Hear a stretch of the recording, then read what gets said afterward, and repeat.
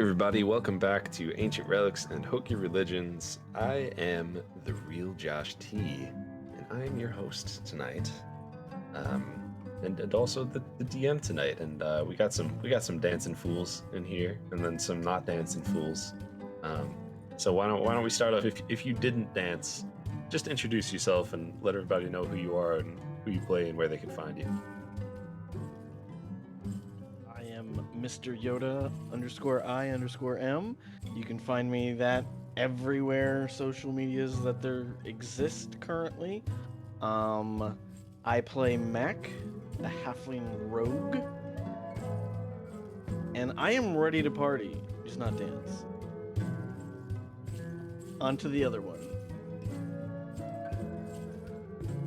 I was trying to log into the fantasy grounds. I almost said face grounds.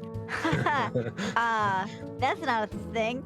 But I think I caught that the people who didn't dance are going first. So I don't even remember. What are we doing? I'm sorry. Just introduce yourself. My brain stopped working too. I'm busy. I play Tuesday, and we're all gathered here divine together. soul sorcerer. And yeah, I don't know who's gonna go next. Right above you. Hey, what's up? I'm Evan, aka Evbo, aka itsevbo, and I play Echo, the halfling monk. And I'm just happy to be here. I'm vibing out so hard today. Yeah, you really were feeling it. I love that. Bringing the Yeah, energy. the That was a long time to just maintain those dance moves. It's also really hard. I have this ability to like snap from one position directly to another with like no space in between. Like Yeah. when I would start the moves over, it would just sort of suddenly cut as though like it was filmed previously and like cut from a prior broadcast. Just I don't know. I'm just like spitballing, but Almost. it's cool. That's what it looks like. Yeah. Yeah. That's Yeah. not what it is, but that's what it looks like for sure. Mm-hmm. Yep. Yeah. Exactly. Since I haven't gone yet, I will go. I'm Jake.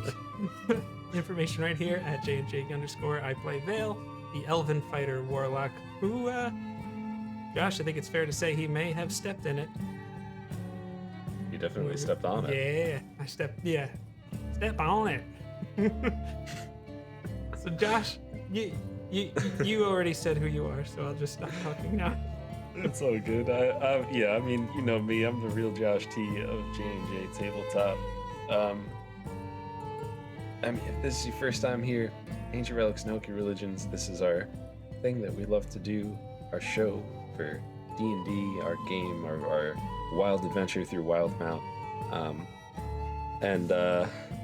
We're doing this on Rare Drop, with Rare Drop. Rare Drop Roleplay specifically, where they do podcasts and all sorts of other fun stuff. You can find them at raredrop.co for more information on that. They also have a Thursday game hosted by Captain Robert.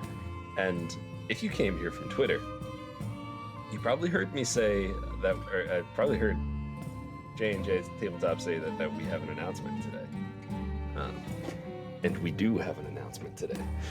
So, this is episode 51, I believe. 51 episodes of Ancient Relics and Hokey Religions, and this has been a whole lot of fun. And we're not stopping anytime soon. We're gonna keep this going until the story ends, you know, until every last one of these characters are dead, or I'm dead. That works. But this will actually be our last episode on Rare Drop. So no hard feelings to them or anything like that. It's just kind of a mutual parting of ways. We're going to be doing stuff strictly on JnJtabletop now. I see Just Killed Vale in chat. See that, Resortin? I see you. See you, it hurts. It still hurts every time, Resortin. But yeah, I mean, for a long, long time, back in the days of the worst radio show, the very worst radio show, I used to joke with Kevin about like, hey, like, let's get these guys on D&D. Let's do a Pete Plays D&D, that kind of thing, whatever. And then we ended up doing the thing. He wanted us to help introduce D&D to the Rare Drop channel. And, 2 years later, 51 episodes later, we're just ready to have that on our own channel, and they have their own things that they're going to be doing, and they have GCX coming up as well. We wish them the best. We're still great friends with them. They're still friends with us. And yeah, it's just a mutual good things for both of us. So what does that mean for you? What does that mean for us? Pretty much nothing. It's still going to be here on our channel, which we've already swapped to. We've been doing this for a couple weeks now. The new videos are going to be on strictly our channel. That's going to be the main difference. You're not going to find old new episodes posted on Rare Drop's YouTube anymore. The old episodes, as far as I know, will still be there, but they will also be on JnJtabletop, so you can find them there. And yeah, so thank you, Rare Drop. Thank you, Kevin. Thank you, all of the Rare Drop team. Paul, it's been a pleasure working with you, and we wish you the best of luck for the future. And with that being said, JnJtabletop, I've mentioned that name several times in this little talk here. Jake, you want to tell people what JnJtabletop is? Yes, I'm thankful that you asked me to do that. JnJtabletop is a passion project that Josh and I have started talking about Dungeons and Dragons and tabletop role-playing games, where we're here to help you get the most out of your games, you and your friends. And well, maybe you don't play with your friends, and that sounds like a weird dynamic, but I'm not judging. And we're gonna help you figure out what works best for you at your table. Clearly, I'm good at keeping Evan at the table, and you know, that's how it goes. But yeah, we have new videos every week on YouTube. We've got how-tos, playthroughs. If you're watching this live, you know we even got a Twitch too. J is for Josh. The J is also for Jake. So for goodness sake, play that Dungeons and Drake. Right, Josh? Yep. Nailed it. Yep. It's been a couple weeks since we last did an episode, so we actually have a few videos that we released. We did I continued the Butterskull Ranch Dragon of Icespire Peak how-to guide for Dungeon Masters. So if you're watching this and you're interested in running the Dragon of Icespire Peak, we've got a how-to run that adventure, and that's going on there. Also did a video on describing dice results and outcomes without making your players feel like morons. Some dungeon masters usually have an adversarial relationship. Maybe that works at your table. I don't know. Either way, I don't think that's usually good or healthy. But again, no, I'm probably judging you a little bit. And then this last week we talked about how to get your players excited about lore, and you can do that with side quests. Is it just bandits, or is it something more? I think that's really the crux of what we did there. Upcoming video? Honestly, I have no idea what we're gonna do this week, but we'll find out. And then you'll have to be there on Wednesday or Thursday if it's a day late or $1 short. I also have no idea, but what that also means is if you have something you want us to talk about, let us know, and we'll probably just do that. So if anyone has any We've been known to do that. suggestions, or if anyone has any I've been hoping that they would finally do this thing, then just tell us and we'll probably do the thing. So let's see. Does anyone have anything they wanted to shout out? Any links to throw in chat, or any fun stuff happening? Okay. Izzy? So, other than these lovely people here, I have another friend. At least one. And she put out a song, and obviously I'm biased, but I think it came out really good. So I just wanted to give a little shout out to my friend Catherine. She put out her first single. It's called Down. It's on Spotify. It's on SoundCloud. You can get it on Apple Music. Even if you don't purchase it, just go listen to it. Appreciate the music splendor that she's put into the world. If you like it, listen to it a couple more times. Yeah.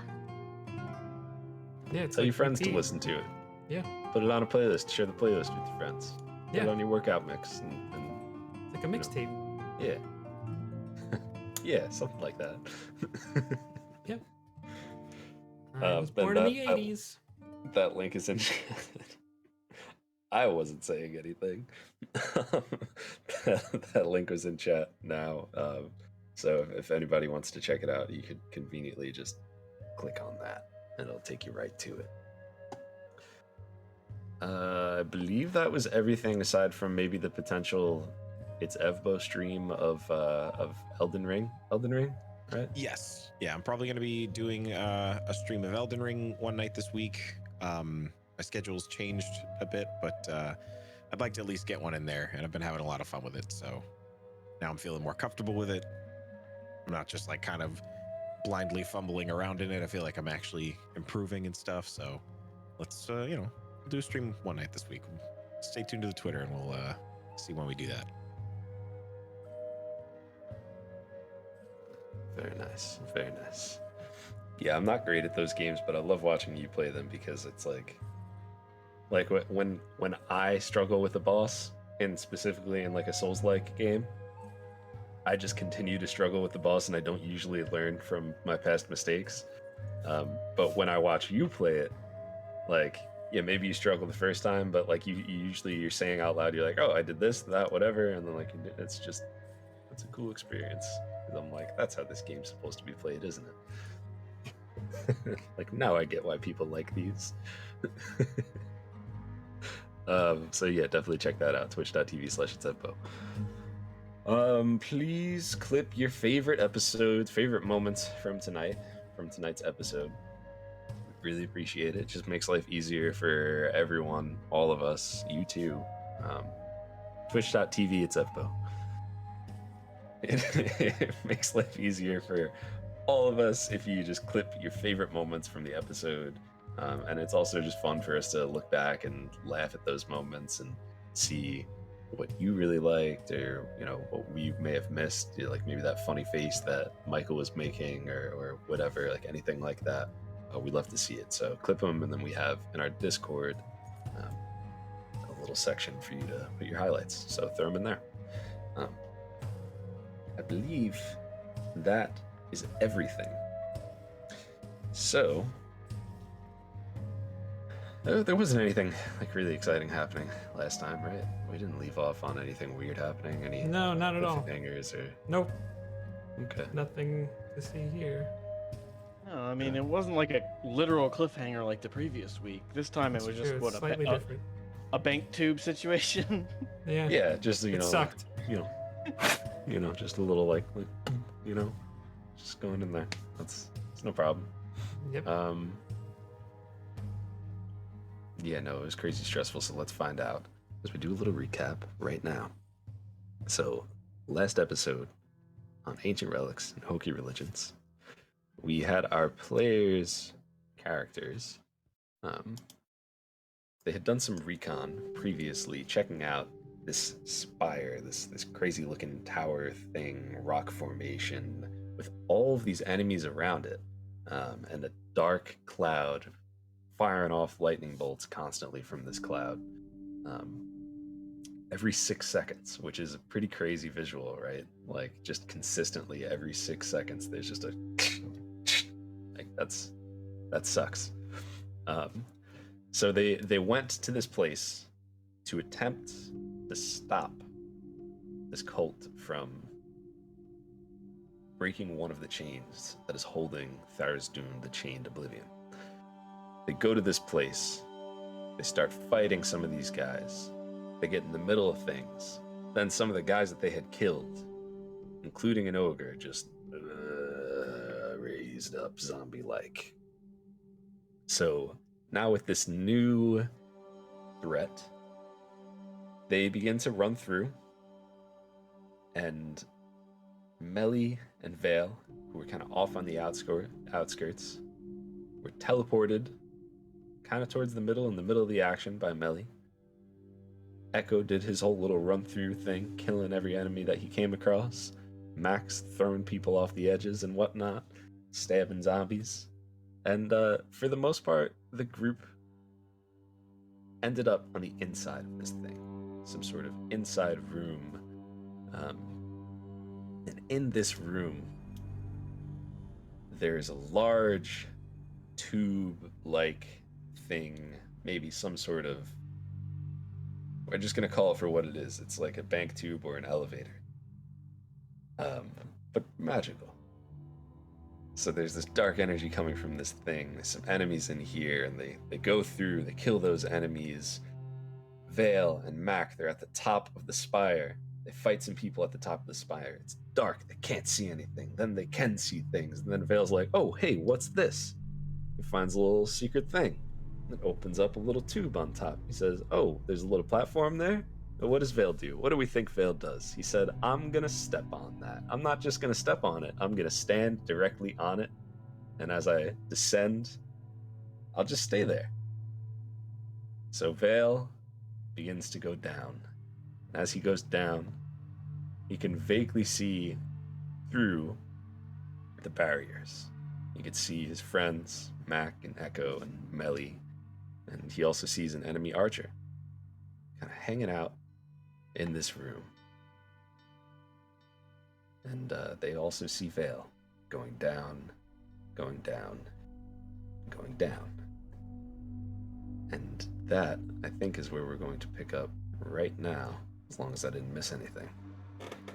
So You got it. Are we still in combat? we are still in combat. There's one dude left. All right, I'm gonna switch back to combat music. Okay. Was it still Vale's turn, or was it the end of his turn? It was still Vale's turn, but I think you were kind of realizing that there wasn't much that you could do, as you had just attempted to, like, you were going to use an arrow, and then Yeah. you tried to do the thing and realized, like, oh wait, no, this is an actual physical barrier that I'm unable to get through. Mm-hmm.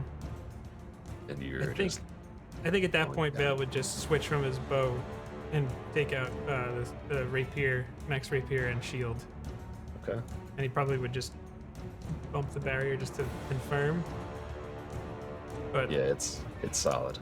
if he, kind of confirm it. But and can he? He could see through it fine, right? Is that right? Yeah, I'd say it's probably a little hazy, but you could see through it. You could see, like, you clearly see what everything is out there. Mhm. Like, you're not surprised by anything, but I think he just looks like he's. If anyone sees him, they see he's switched to his melee setup, and then I guess I'll take the dodge action, favorite action, and go from there. as I call it, the Jake action or the Michael action. All right, so you continue traveling down with your new equipment, your evasive maneuvers. That will bring us to Melly. Melly, you're just outside this little cavern thing. Were you able to get it up? Raising.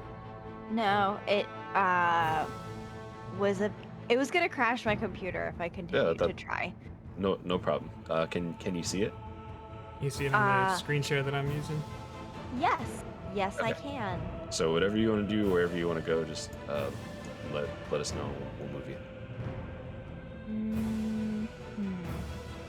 Okay, so Melly would.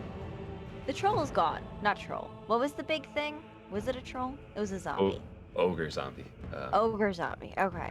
As the lights turned off, and Vale got a little bit stronger, seemingly, and Max Dagger started doing a little bit more damage, all the zombies fell. Okay.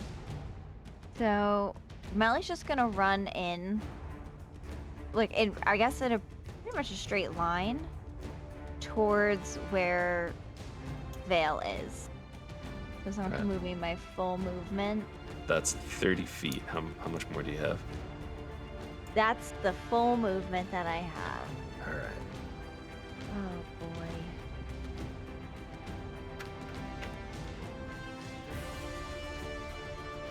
Oh man. All right. Is there like a drop off like in between like the tube that Vale is in? So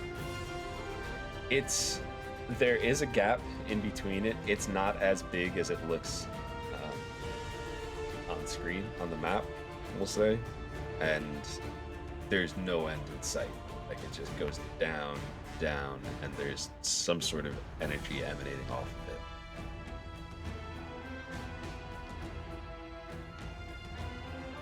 Oh. Oh my gosh. Alright, well, this probably isn't the smartest move. But I feel like Vale can't go down there by himself, right?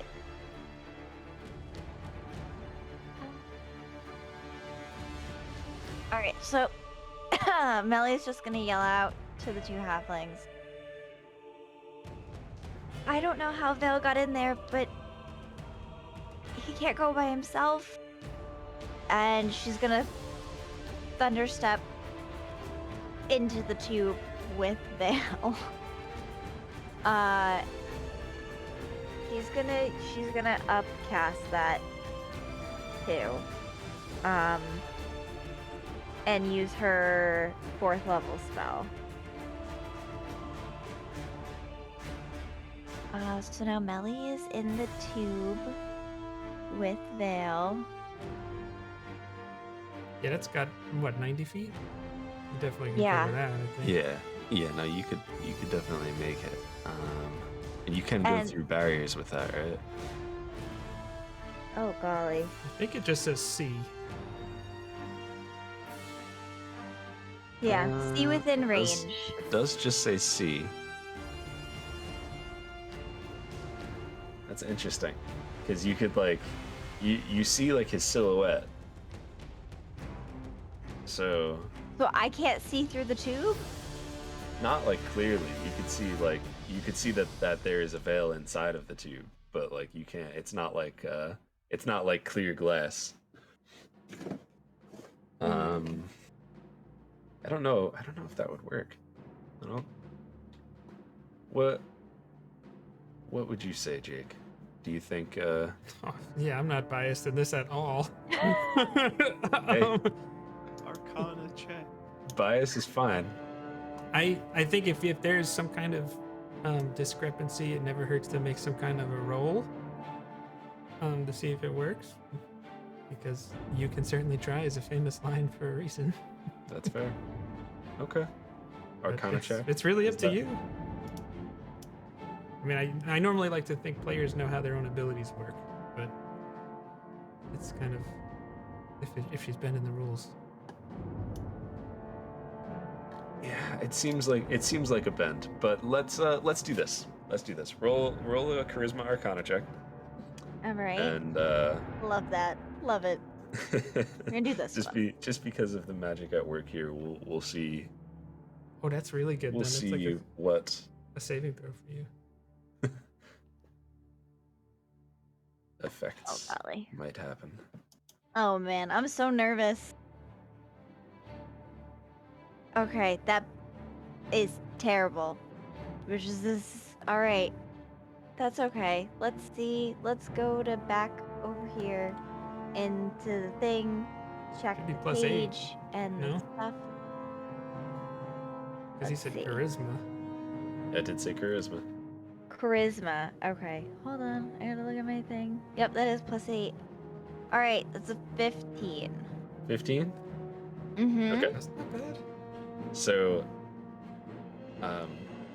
as you kind of I feel like you haven't stopped moving, because you ran that full 30 feet and just do whatever motion you have to do, or shout or sound, and there's just this loud like crack of thunder that echoes across all the walls of this little cave here, and it is loud. And as you move through,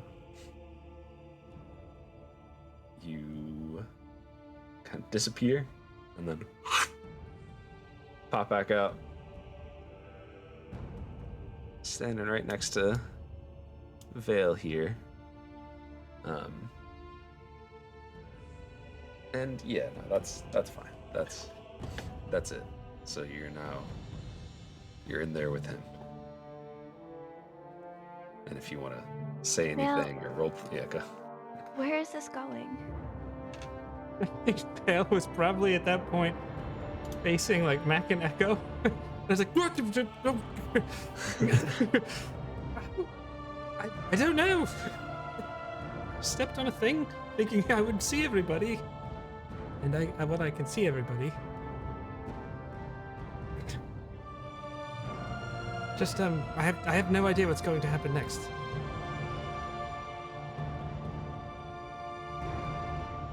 Okay.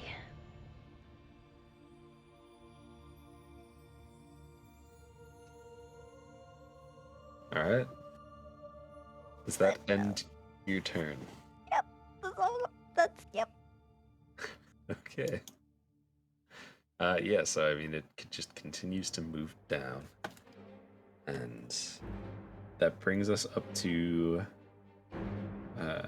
Echo. It's now your turn. I think you just recently caught an arrow from this person over to your right. I do believe he is still holding the caught arrow, and is I believe what he ended his turn with was catching the arrow and then pointing his staff at that person and walking toward them like he's about to home run them. Yep. That has not stopped, although he has certainly noticed Vale and Melly coming down. So he's going to throw the arrow to the side, grab his staff with two hands, and just run at this person. 3, 30, 35, 40. And you do have a 10-foot reach, just as a reminder. yes, I do know this. Okay. I'm just debating exactly what he's going to do.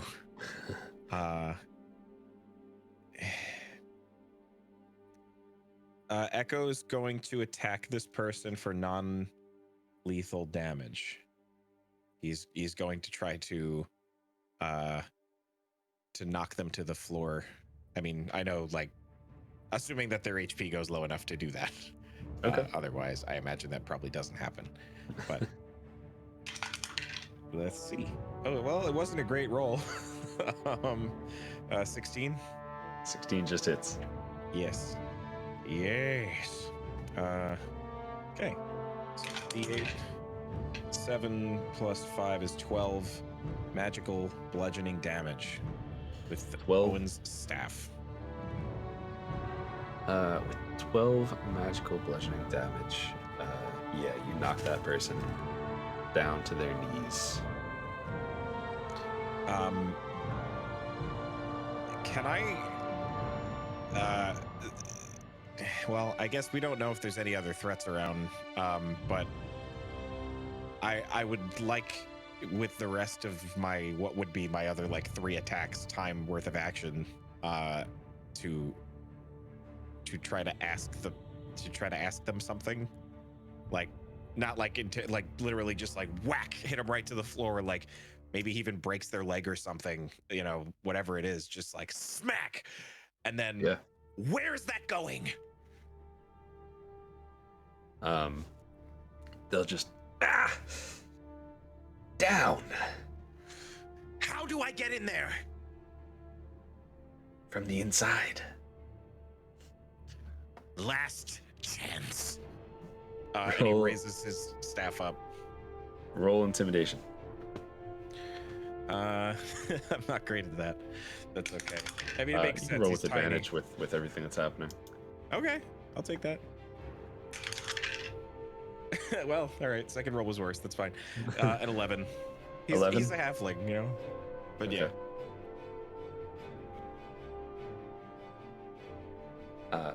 So I don't know. It wasn't my job to go through there. It was my job to stay here.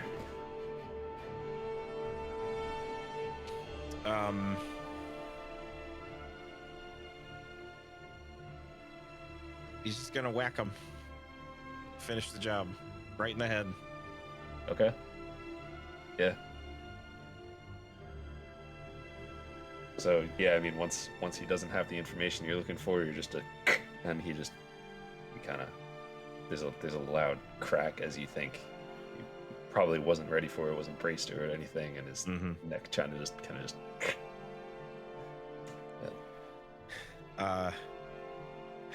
I think Echo's definitely like trying to head on a swivel, see if he could see anything else, but assuming that we're still in initiative, I think that's more time than I'd like to spend on a turn. Sure. Mac, this is your turn. So in my head, I'm gonna ask Reggie, do you think you can bite into that tube? I think that's a good way to break me. What are you, crazy? Okay. Figured I'd ask first. And then I'm gonna call over to Echo. I saw there was a purple glowy, looked like it was some sort of lever up top, on top of the mountain before I came down. Knowing Vale, he must have pulled it. Gods. I guess Do you we're remember going how to up get- there. Yes, Let's go. there's a way out this way, and then I'm going to go out the exit here. Okay. Do you have the other map, or you need me to share it again? I do not have the other map. Oh wait, actually yes I do. Yeah. Well, I shared it again anyway.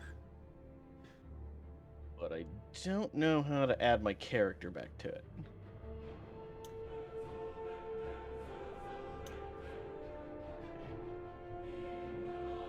I have one more. All right.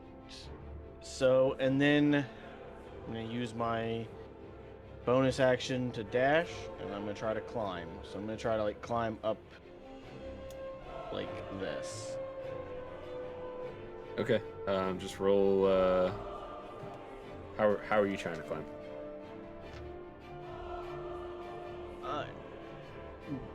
With my hands and feet, I'm not sure. All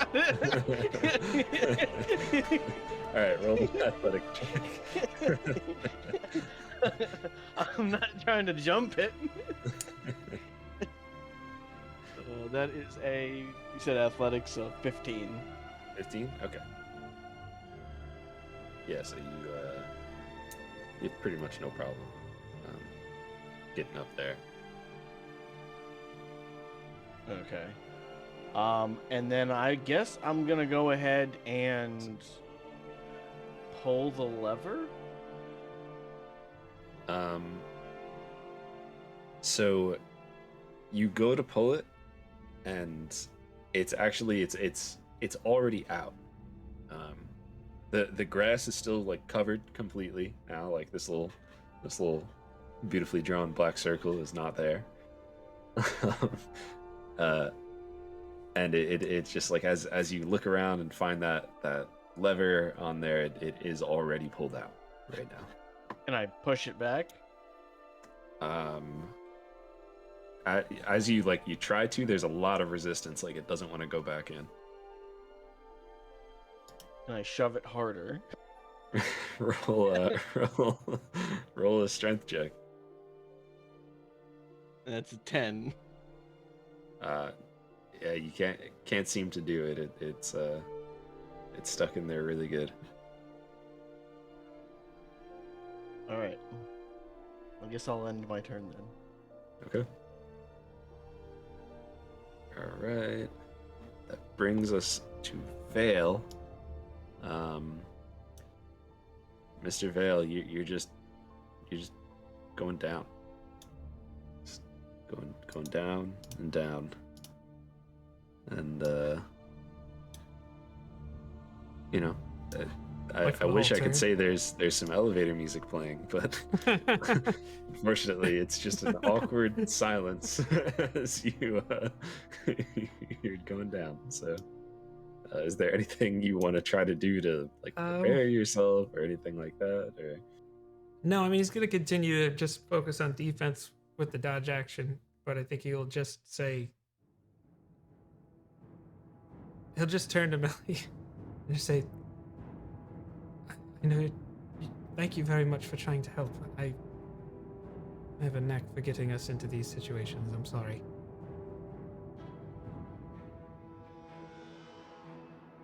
Can Melly respond? yeah, I mean your turn's next, so if there's anything you could do it at the same time, whatever you want.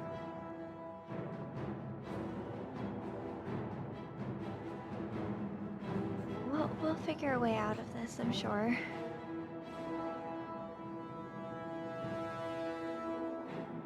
We always do, right? Kind of awkwardly smiles. So far. Somehow. Yeah,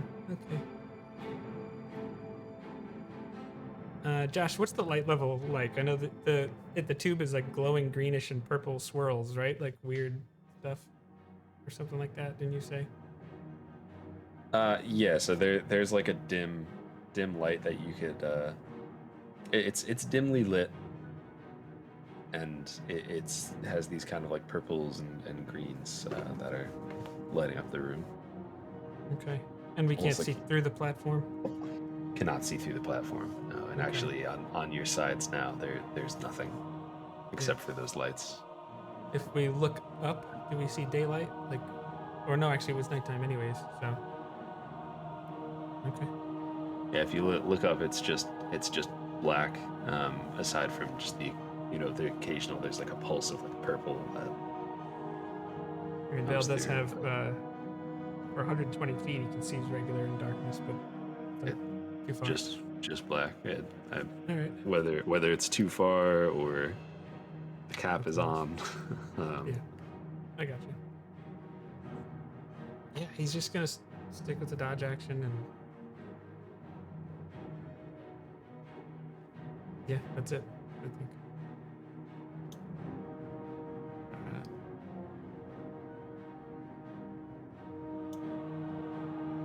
Okay, so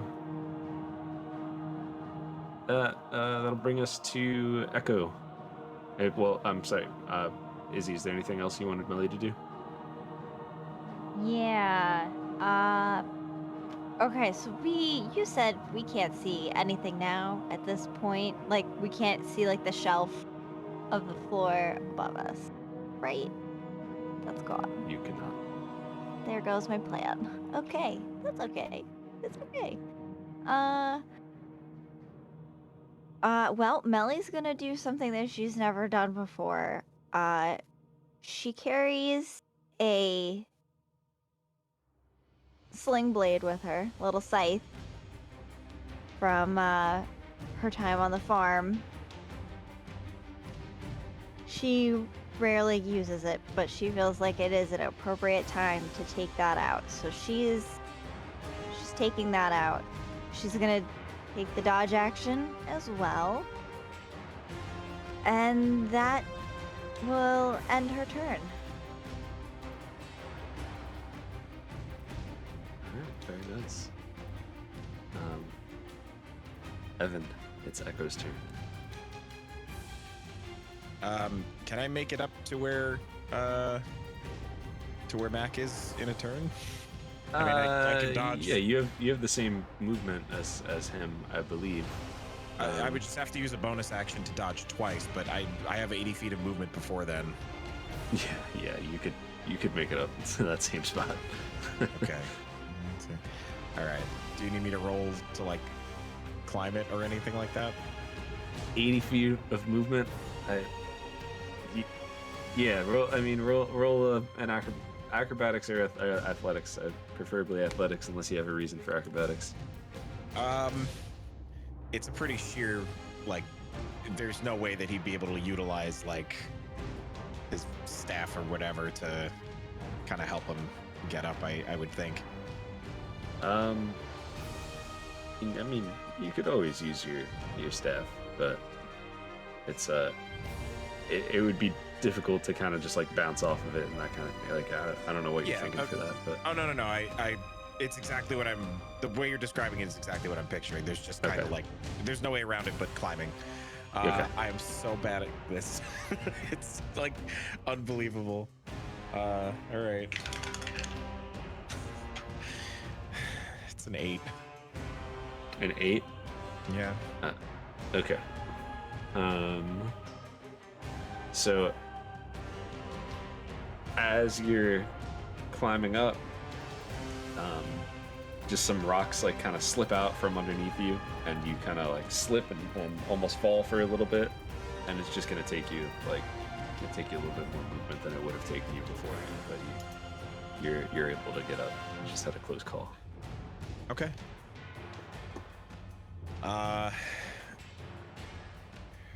Yeah, so I think I'll just get up to where Mac is and kind of reassess. I mean, I'm sure we're looking at the same thing, but that's Mac probably has his what I hand was thinking to do on it or close to it, so like you wouldn't have to search for it or anything like that, because Mac's just he's all up in there already. So yeah, I think Go back down. so. We can't. You said that it's closed, right? Like the grass is like completely, like it looks like nothing has changed up there. looks like nothing has changed up there. So there's no like hole. It's just. It's just sealed, like plant sealer. All right. The only thing that I can think to try would be to see if we could use the staff. Is it a lever, like, or is it something that's? I don't remember. Like, you've definitely described it, but for some reason I don't. It's like a little thing that comes out.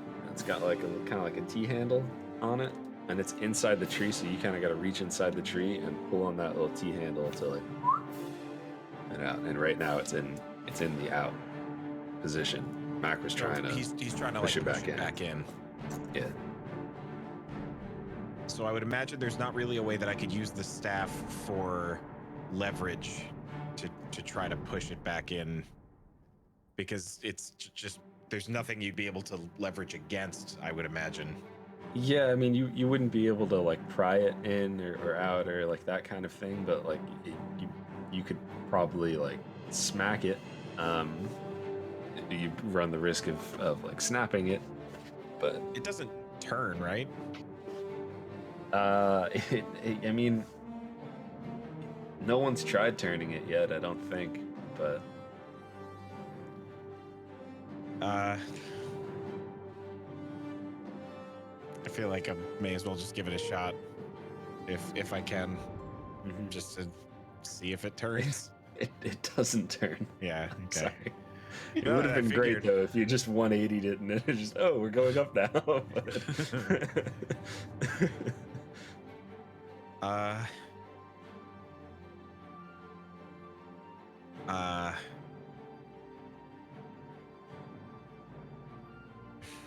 Okay, how common are lifts? Not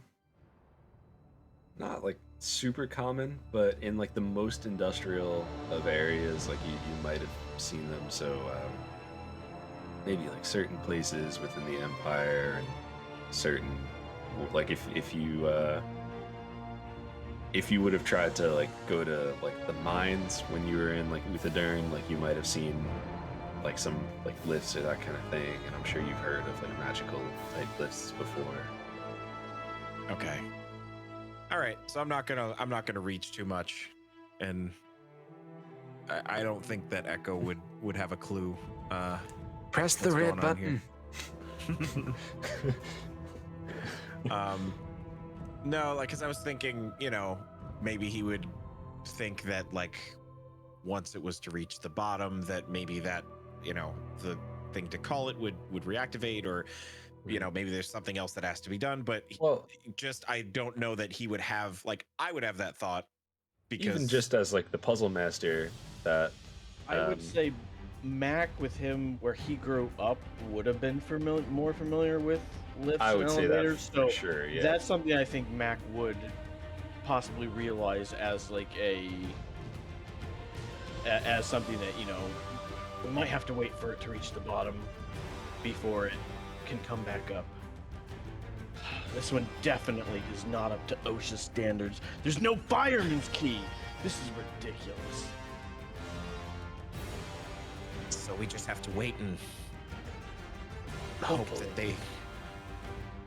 This is gonna be the longest, however it takes to go down and come back up and then go back down. Fail. And I think he would just, like, probably, if he's still got, he probably has a staff in his head or whatever he's got in his hand at the moment, he just kind of like throws down in frustration for a moment. I mean, but- I can't say much. I did get my hand turned to stone that one time, so. You're not wrong. You're right. But I think that's going to be it for Echo for the moment. okay. Mac, are you gonna have pretty much the same with just maybe a dodge action, or? No, I'm not taking any actions. All right. I'm ready with my blade, but Mhm. no, I'm not. I don't have anything ready. Okay. No problem. All right. So,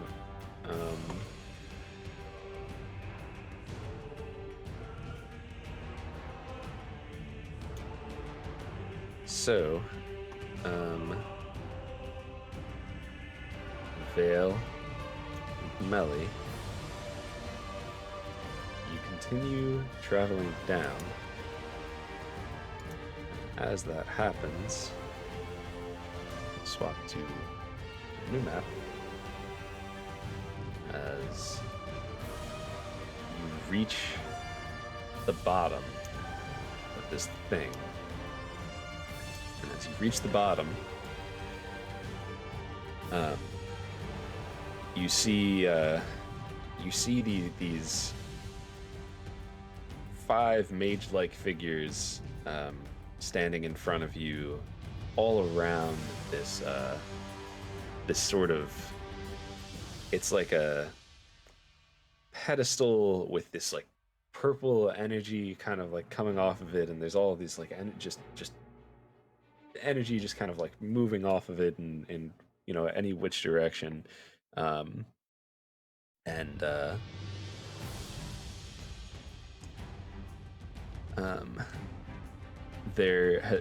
It's kind of just like shooting out, and it stops for a second and kind of like goes like in and just and this wave of some sort of blast shoots out, and these 4 dudes standing around it drop to the ground, and they look like, or they might have been like young people or middle-aged people, that kind of thing. They look like they were just rapidly aged, like life force was just ripped from them as they drop to the ground. And I need both of you to make Constitution saves. Oh, okay. That's our first catch of the day. Okay. Well, that's good. That's a 24 for Vale. Nice. Impressive. Okay. Very impressive. That's a 1. Yeah, no, No. not quite. Not quite. So that's a 14 for Melly. Okay. But I get to know if that will save or fail before I use the thing that Melly can use once a day. And I don't think she's used. Have I used that? Hold on, let me look at my thing. don't remember. I think we talked about it, but I don't remember if You used definitely talked about it. I don't remember if you used it either. I don't have it ticked off, so I'm gonna say I didn't use it. Okay, sounds good. So you passed. Okay. Uh, Cool. and But you still take. both of you, Oh. both of you are gonna take 14 necrotic damage. Even with the save, yikes. I'm sorry. Half of that for a save. Sorry. Okay, so only 7. Yes. Okay. I like that better. And if either of you have abilities that negate that further, don't forget those. Oh, wait. Isn't Melly resistant to necrotic? She sure But is. Yeah. Haha. Necrotic and radiant damage. Yeah, Asimar for the win. So what is that? How many do I get back for that? Half a 7? Yes. You only take 3. Okay. So I get 4 back. Sorry. Simple math. I'm really good at it.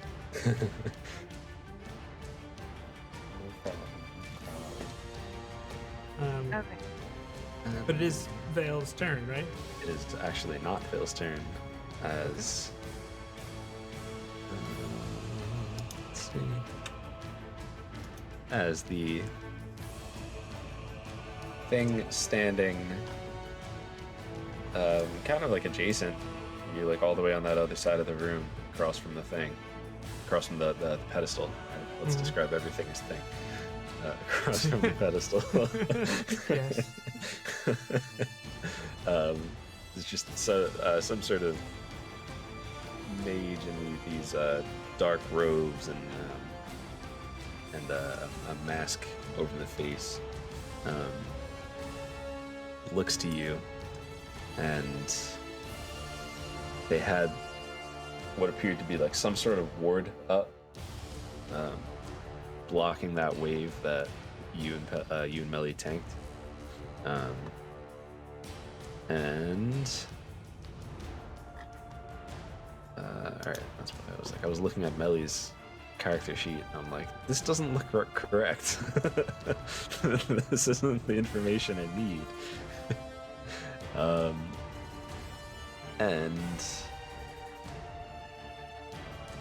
let's take a quick break right there, actually. Oh, okay. These are not the abilities you're looking for. Well, mainly, Actually, it's dark I Melly. really have to pee. Usually urination is involved. But if anybody has any questions about anything, just throw in the chat. We'll answer those as soon as we get back.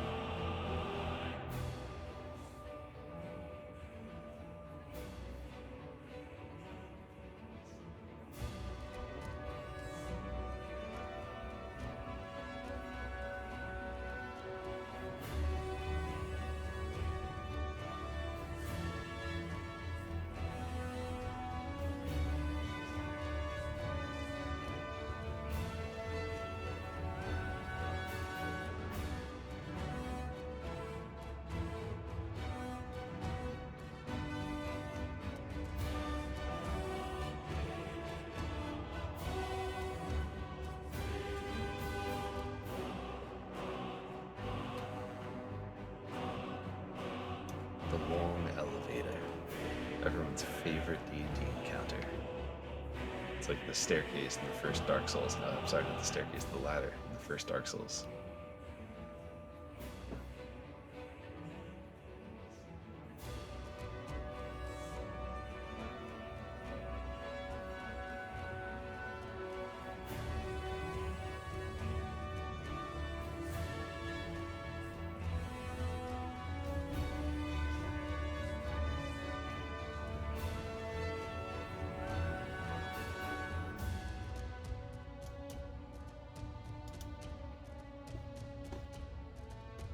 What you drinking, Izzy? Tea.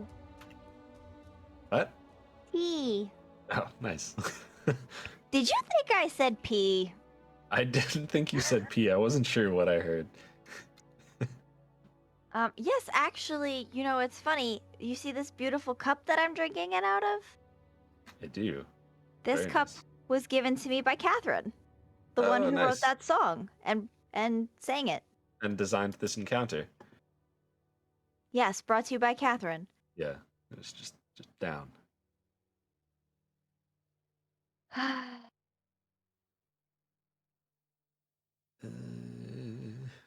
Josh, are we about to die?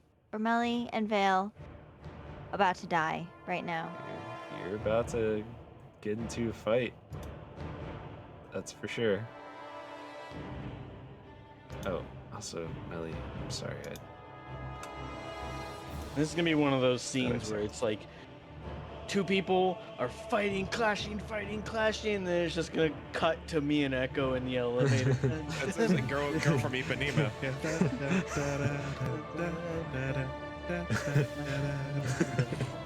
Oh, man. And they're It's like, like, really intense at first, like trying to ignore it, but then you see both of them just kind of like.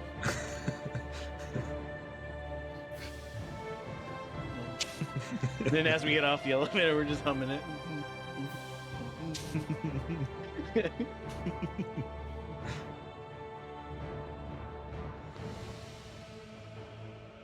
Oh, hi, Stella.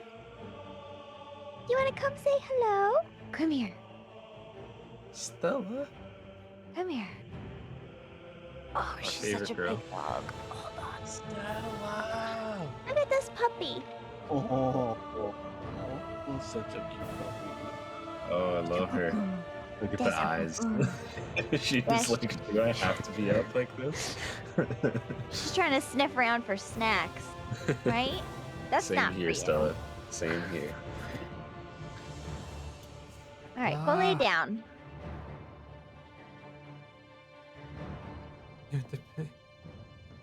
Sorry, there you go, Nia. I think I was a little late.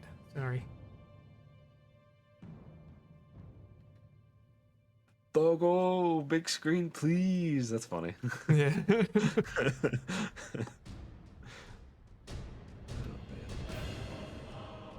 Yikes, and this guy gets to go before we do. This guy gets to go before you do. Go before yous. That's right. Yes, sir.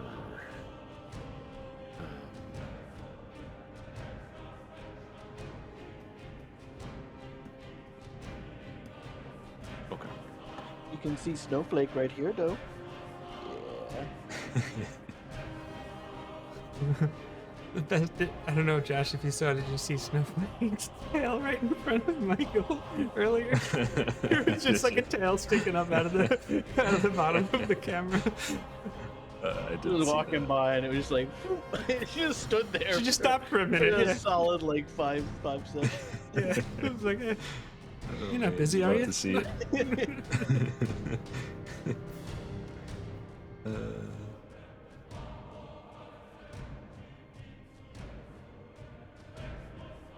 Okay. All right. And Josh, are those pits or like walls? They're like, Those are pits. okay. To where? You really don't know.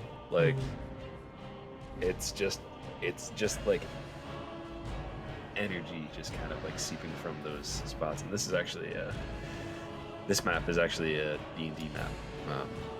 Like it's from the tactical map. It's reincarnated. Really? The indoor map is from Math Productions, boy Tommy. There And it then is. the other map is from CZRPG. I'll find that link eventually and throw it in chat so you can use that spire for yourself. So, how are we feeling? You guys feeling lucky? You feeling strong? I feel confident and scared at the same time. I mean, Matt couldn't push a lever, so he's not feeling all that strong. Fair enough.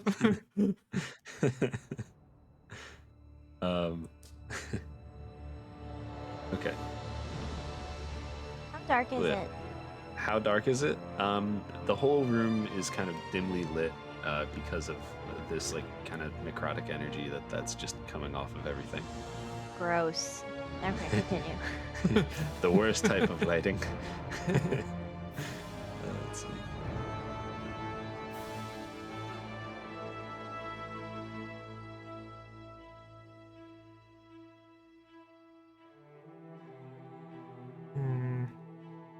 Okay, let's see. Read that. I have a crazy idea, Izzy.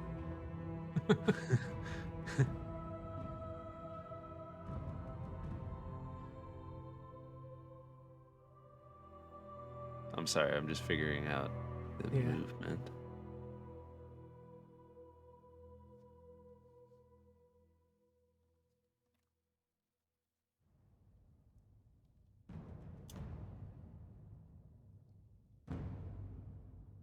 Oh, but they were at kind of a half space. Where were they?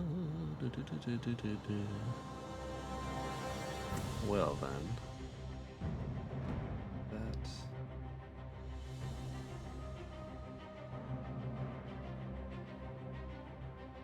Okay.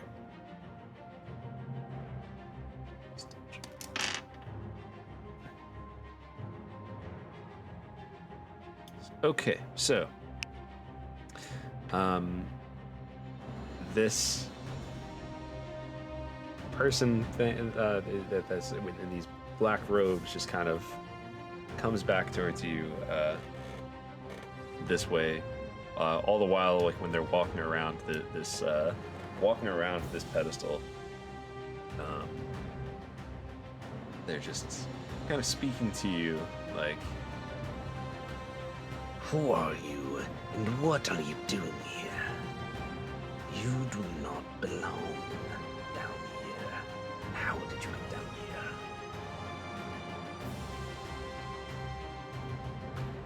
you can answer. Okay. You can respond to this message. Yeah, fair enough. I really stepped on it. That's how I got down here. Who are you?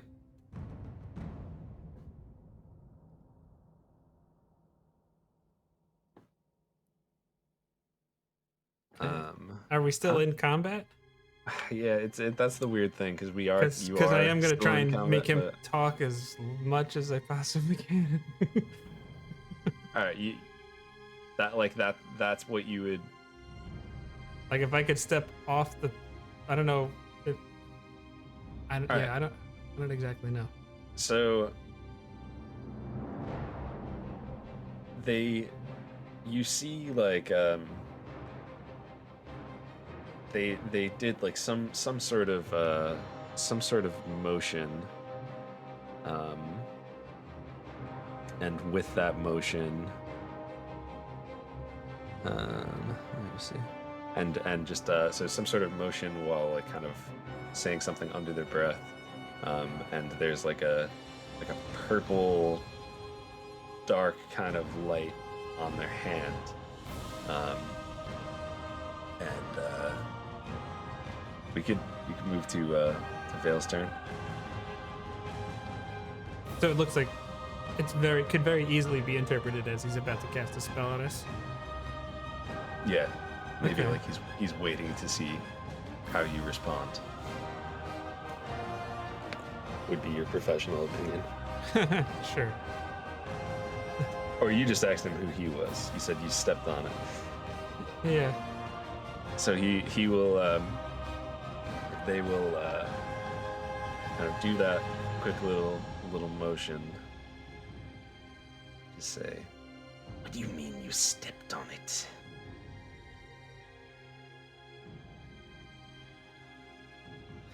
Where was the man at the top? Boring conversation anyway. And Vale just does Hexblade's curse on him and charges at him with his with the rapier. Okay. I'm sure he's had some kind of readied something, but Yeah. So let's just. What does Hexblade's curse do again? I have to be within 30 feet. If I have to move, I'll do that first, which I might have to do one square. I just get bonus damage, and when I hit him, and I increased crit range to 19 or 20. Okay. Yeah, so you take that first step forward, you do your thing. As you do that, they, realizing you're not going to continue talking, Yeah. it's going to cast Ray.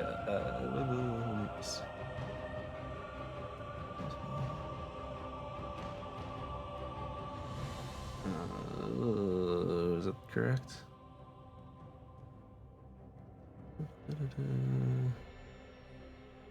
Yeah, that was correct. Ray of Enfeeblement Okay. on you, and you will need to make a con Is that- save yet Huh? again. Yes, sir. Okay. Plus 5, 16. 16? Yes, sir. All right, That's probably okay. that saves. Okay, Really? I think that would save against melee, so that's usually a good sign. It's usually a good sign. All right. and Oh, so wait then a second. Oh no, I don't like that. Range spell attack. I'm sorry. You're supposed to make that at the end of your turn, so we'll call that a save for the end of your turn. Okay.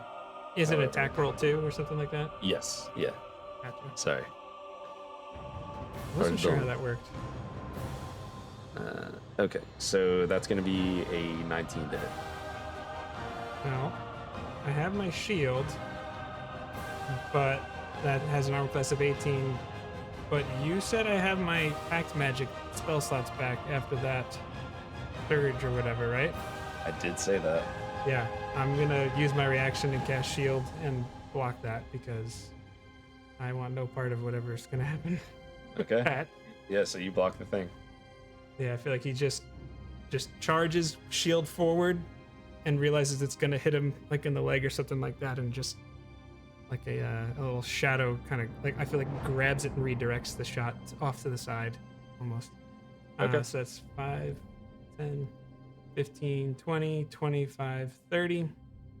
And he just goes all out with his rapier. Okay, do you think? Come on, baby, hold together. 17. 17 hits. Okay. That's a 1, so we need my piercer to re-roll that. And it goes up to a 7, which is much better. So that's 7 plus 4 plus 3. So that's 14 regular piercing damage. If that matters, it's not magical. Okay. And then his second attack.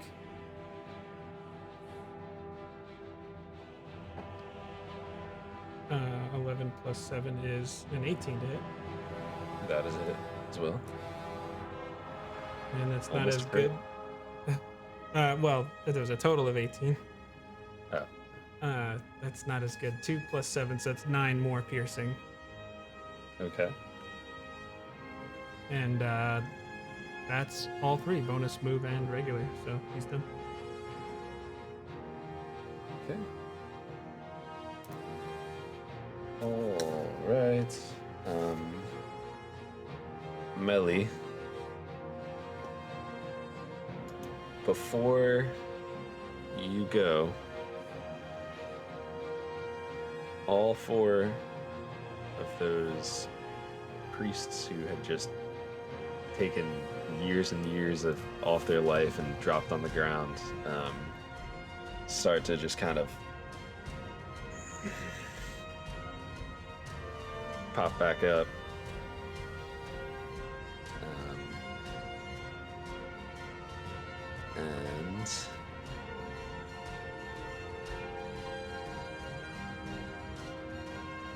Let's. Okay. Hit me. What was that? The Joker scene where he's like, hit me. Yeah. I feel like that's coming. So there's going to be one guiding bolt on Vale, which is a 19. No, yeah, 19 to hit. I have a question. My reaction The would answer is yes. restart at the top of the turn, right? So I have a +5 to my AC right now. Yeah. So then I have a 23 AC. It's a miss. All right. Wow. So one guiding bolt down. Yeah. Hey, that's huge because it's that's- 46 yeah. minimum. Exactly.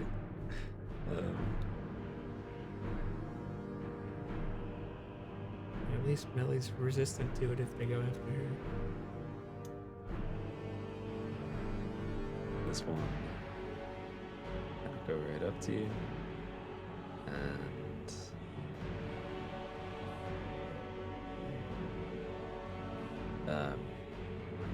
it's gonna actually attempt to. Sorry,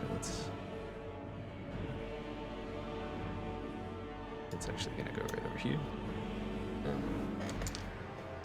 it's going to attempt to hit you with its mace, and you see the mace kind of like shines with this dark purple as it just kind of swings right past you and just misses.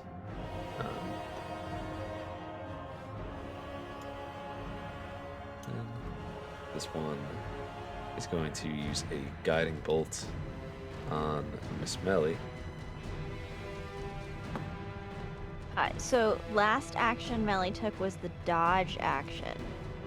That still counts. So, and that's a good thing.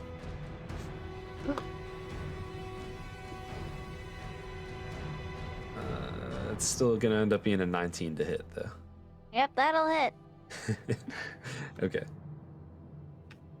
But you do resist necrotic damage, so. And yes, I said necrotic.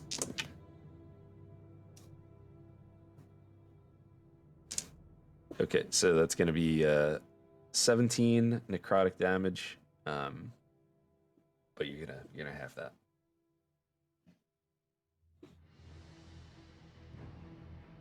Does it go to the high? Okay, It'll be 8 Yep. necrotic damage.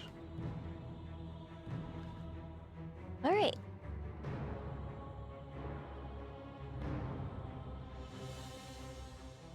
This one will move right over here, and it's going to.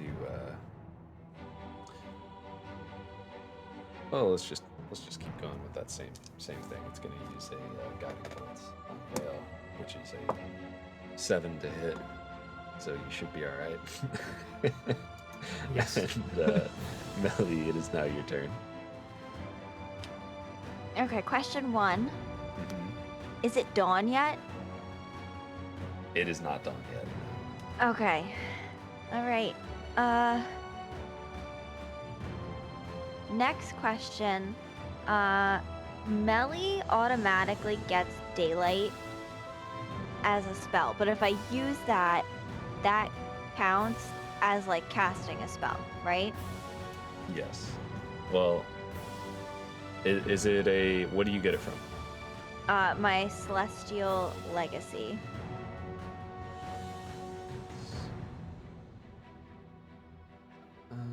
Celestial Legacy.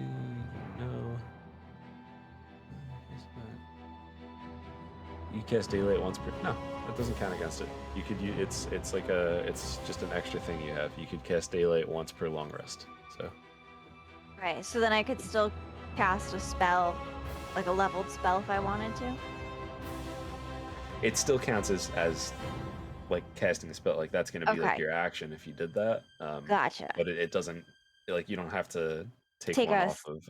Yeah, exactly. spell You're slot. gonna lose a Okay. slot. All right. All right. Then I just need 1 second to think about what I want to do. No one's using that. I bet you they're weak to that though.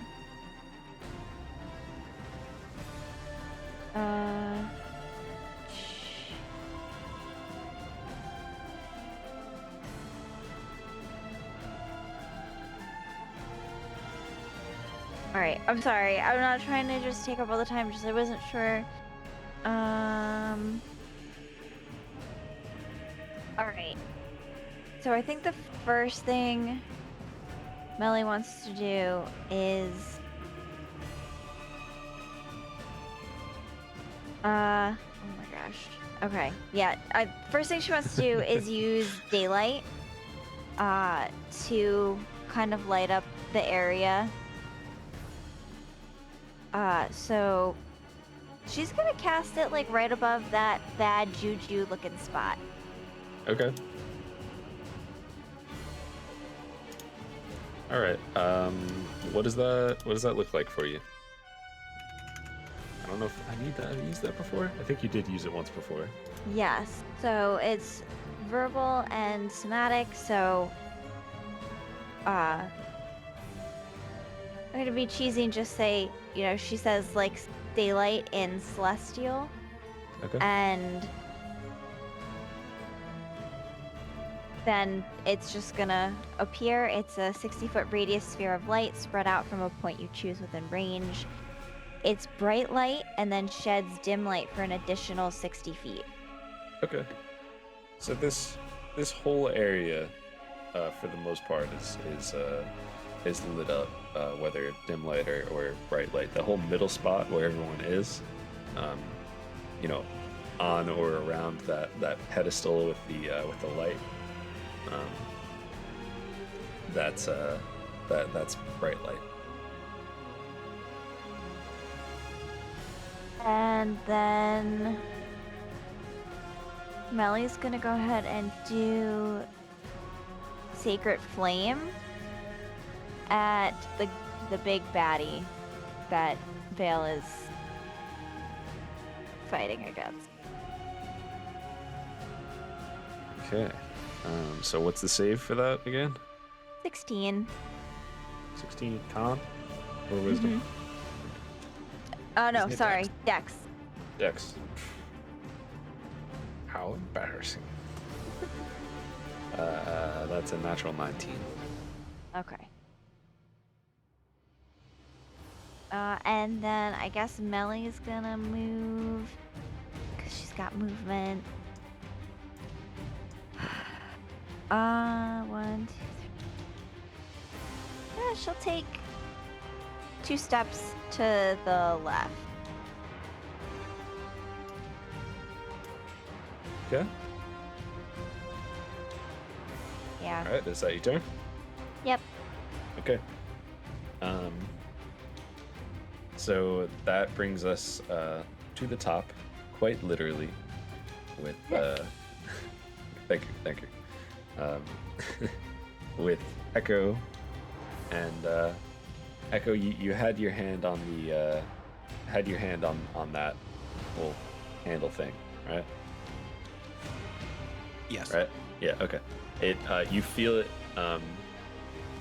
You feel it actually kind of like pull in. Yeah, I think with that, he just looks at Mac and says, "Let's go," and pulls it. Okay. All right. Yeah. As And you then pull it, goes to the spot where I assume that lights up or begins to move. yeah, on top of that little mountaintop spot, you see kind of like the seams begin to form, and this spot just starts to open up, and as it opens up, it reveals this kind of glowing disc that you're able to step into should you choose to step into it. I do choose to step into it if I need to, if there's not enough time to like drag Mac, or if Mac doesn't have time to move before it starts going, I would just kind of pull him over. Okay. Alright, so also, have I used an action to pull this lever? no. Okay, because I would also like to use my action to use Wholeness of Body. I almost never get a chance to use it because an action is like my whole turn. So I'm going to use that to regain what would be 21 hit points, but just brings me to the max of 50 right now. So as they move over to stand on the spot, Echo just grabs the staff off the ground that he threw down in anger, pops it onto his back, and then just kind of takes this deep sort of meditative breath, and the little cuts and scrapes and things on him fill in with a sort of golden light, and then heal themselves. Very nice. Very nice. All right, so you start to go down, and Mac, it's your turn as you are, just assuming, stepping onto this thing and slowly going down.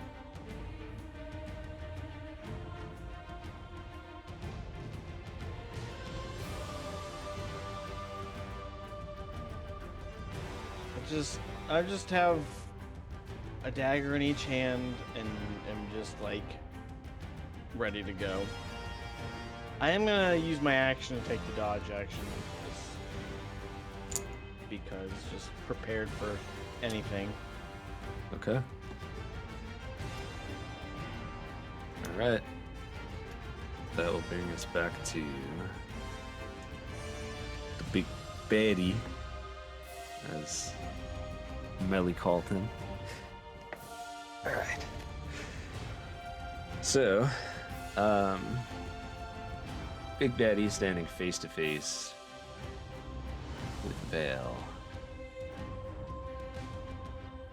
is going to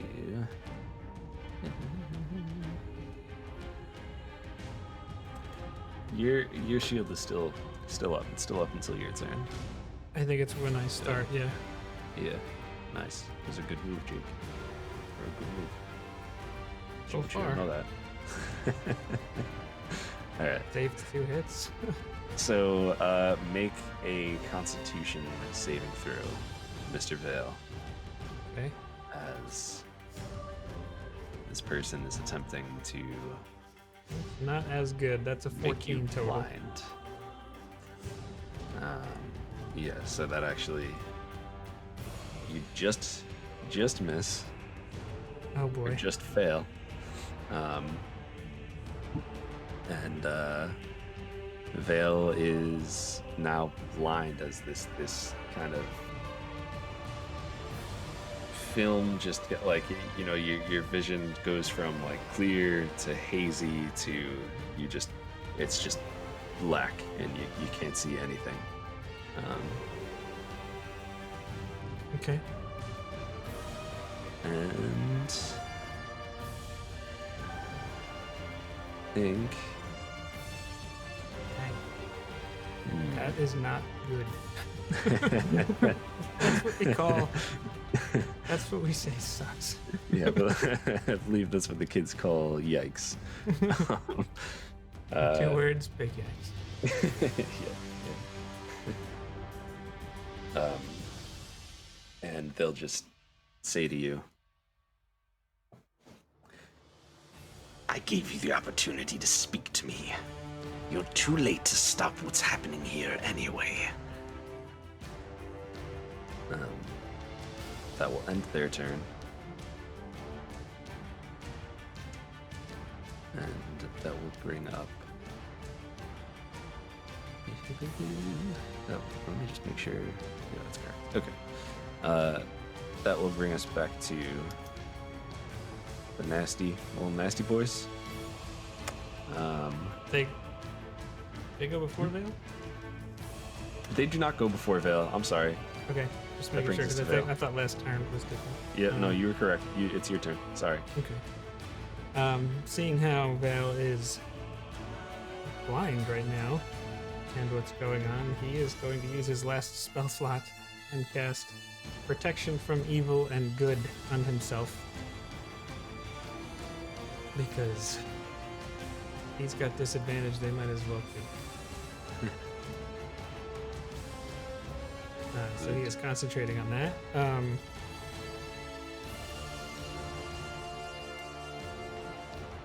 I feel like it's some kind of the way that looks is he's kind of like he immediately kind of puts his hands up over his eyes like he's trying to figure out what's going on, and instead just grabs some, I think it's powdered silver. What is it? Powdered silver and iron, and he just kind of grabs, and just as he's kind of just like in a defensive stance, just throws it up, and it just like kind of just like on his card there, little sparkles kind of just surround him and cling to his body. And he says, "I have no interest in talking to you." All right.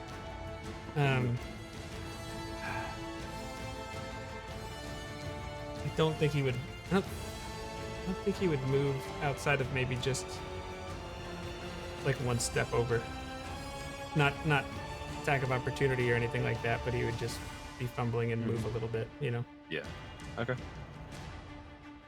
And he's done.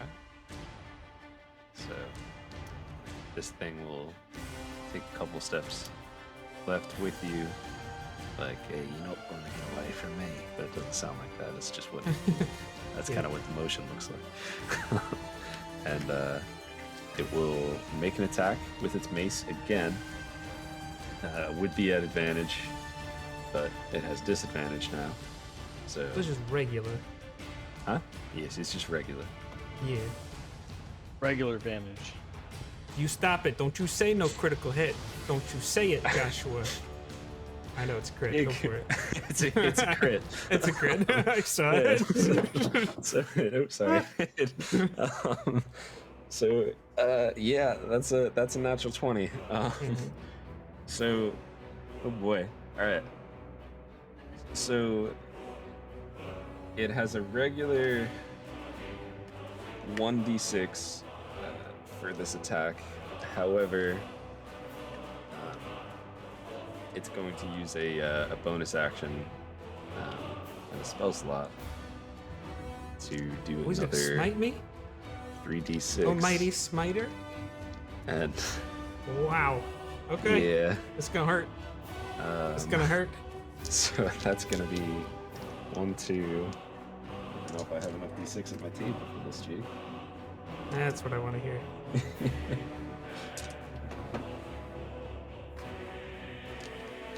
I don't. Jake, I don't even have enough dice for this. Vale died that day for real this time. Because it's gonna roll 8d6 against you. Okay. So don't worry. For Never the first worried. Melly's here. For the first 6d6, I have rolled all 1s and 2s. So Take that, Resordin. Power Sword hasn't said a thing for like Oh, the whole 2 episode, he's like, hours. get him. Now's your chance, Josh. Kill him for all of us. Love you, Resort.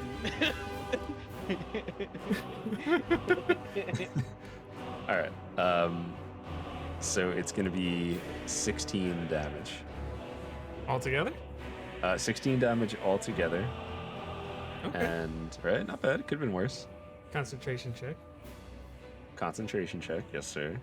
I made it. And does it matter if some of that is necrotic for you? No, it's just regular for me. Okay. All right. Okay, okay. So that's the first one.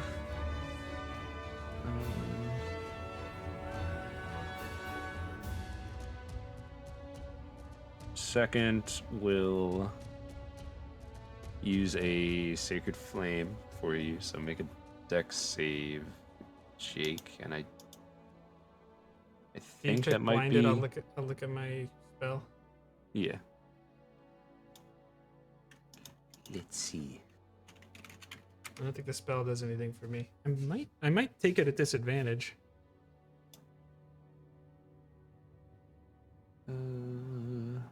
Automatically fails any ability checks that require sight. Nope, has no effect. So you just roll Regular. regular. Yep. All right, that's not too bad. 14. 14. Yes, sir. That, looking at the wrong one. That saves. Ooh. Okay.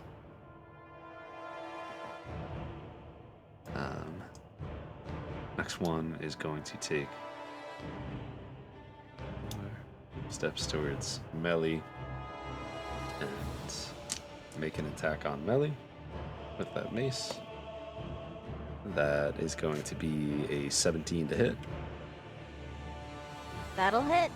Okay. It's also going to do the same move that the other one used on Jake, so it's going to add another 3d6, which is going to matter for you.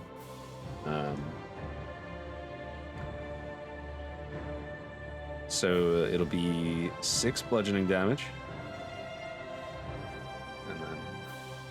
and then 2 radiant damage because it would have. Oh, I'm sorry. It would have been 5 radiant damage, but it's going to be 2.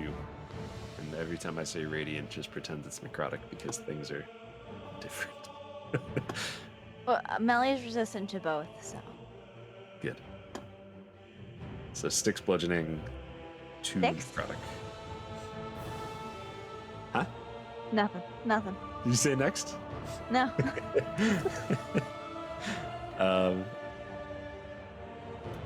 This one takes another step in your general direction and shall throw another guiding bolt at Vale. It's going to be disadvantage. Yes, sir. That might not matter. Shield is down now, right? It is down. That's a 20, not natural. 20 does hit. Right.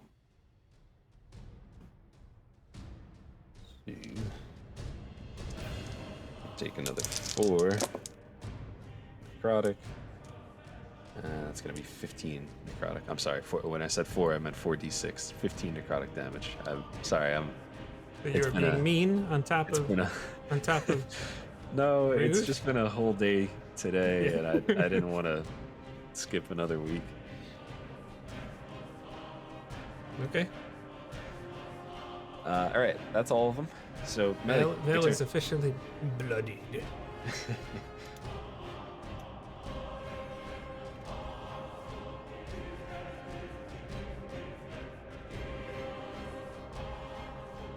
Sorry. Is it my turn now? Okay. All right. This is okay. We're okay. All right. Okay. So, here we go. Melly is. Oh God, I don't want to do this, but I'm gonna do it. Melly is gonna cast Spirit Guardian. So. So Melly's little material is her. She's got like a little like holy crystal around her neck or whatever, and again when she casts her spells, she speaks in Celestial for the verbal component. So she calls upon her spirit guardian, the person that helps her, and little versions of him appear as her spirit guardians. So The whatever person you that helps her, like the Morgan Freeman person. Yep. Okay. Little versions of Morgan That's Freeman Oh my appear. gosh, that's incredible. There's little bite-sized Morgan Freemans, all wearing full white suits. All start popping up.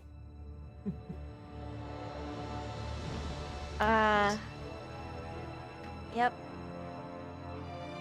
Sorry. So what the spell does, for the duration of the spell, Morgan Freeman's miniatures will flit around in a distance at 15 feet from me for the duration.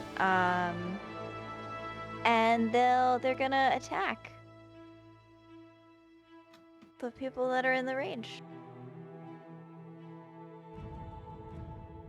You're muted. Hello, Melly. I came here to help. That was my attempt at baby Morgan Freeman voice. I was gonna say, were you trying to miniaturize that? Yeah, that was the goal.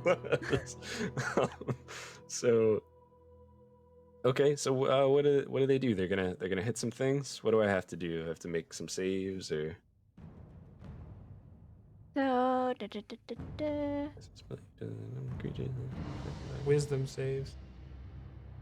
Wisdom saves. On their yeah. turns. how many of these people are being beaten by these?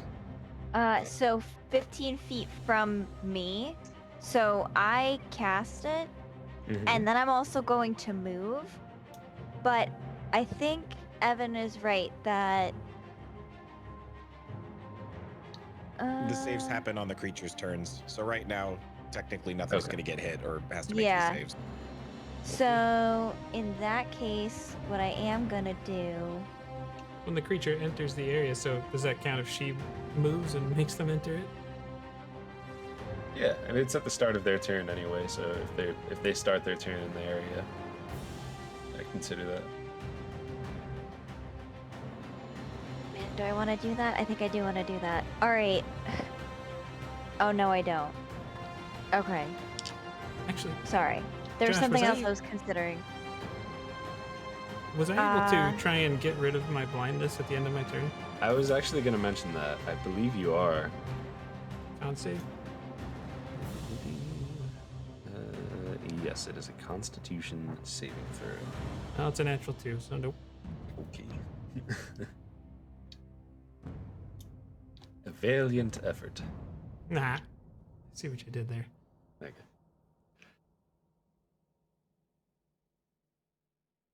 All right, so I think that's all that Melly's gonna do on her turn. She did just want to take one step forward, so that's... So, like where you're at right now, or you want to take another step forward? No, not gonna risk that attack of opportunity. I'm just gonna stay there and hope that that guy does not move away from me. Okay. Alright. That brings us to the elevator boys. Unfortunately, you kind of have to spend one round just listening to the music. So, maybe is there any? What does it look like, and what's going through both of your heads right now when you know that now not just Vale, Melly too, both of them are down there, and you have no idea what's happening down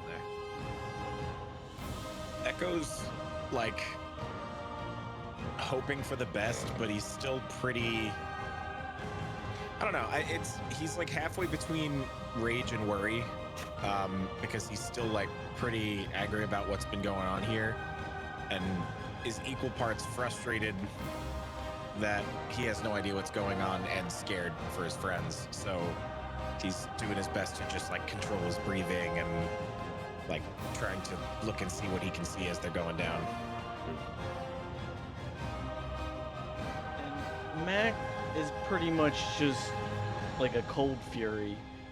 You know, he's just, you know, you can see that he's kind of like tense and ready to move or drop into action at any second. But other than that, it's kind of almost just a little stoic, I guess. Okay. But I will say this. I pull out my last vial of poison and I start coating my blade. Very nice.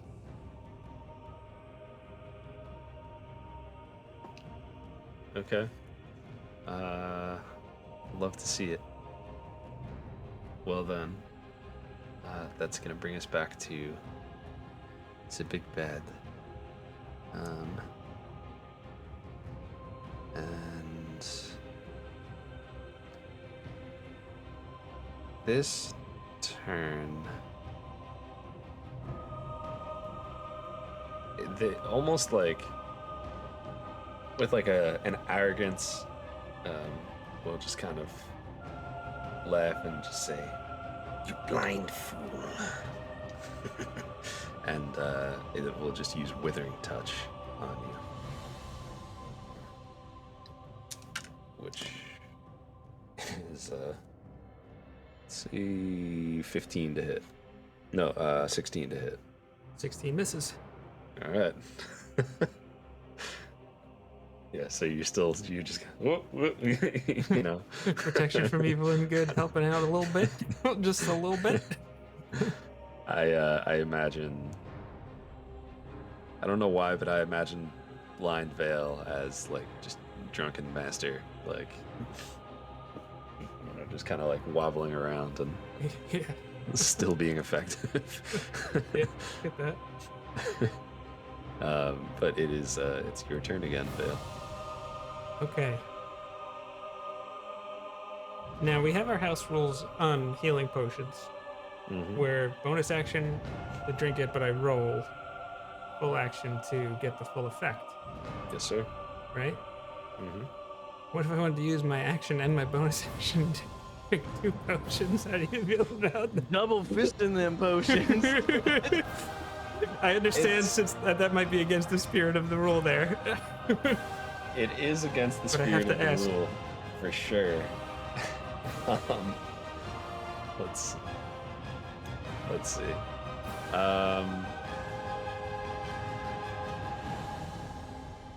I'm gonna tell you what, Mr. Jake. Action 1 works fine. Bonus action 1, you're gonna have to roll a dex save. If you fail the dex save, say DC 12, You drop it. you drop it. That would be bad. Well, I'm gonna use my action and drink the greater healing potion, which is 44 plus 4, which is 20. So I'm gonna take 20 back because I could sure use that. So that's a thing.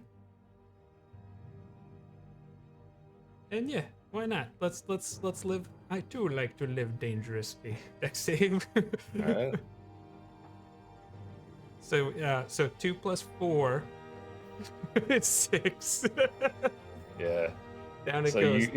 Do I just hear a it little- break, or is it just like I just hear? you hear it break as you Okay. like, There it is.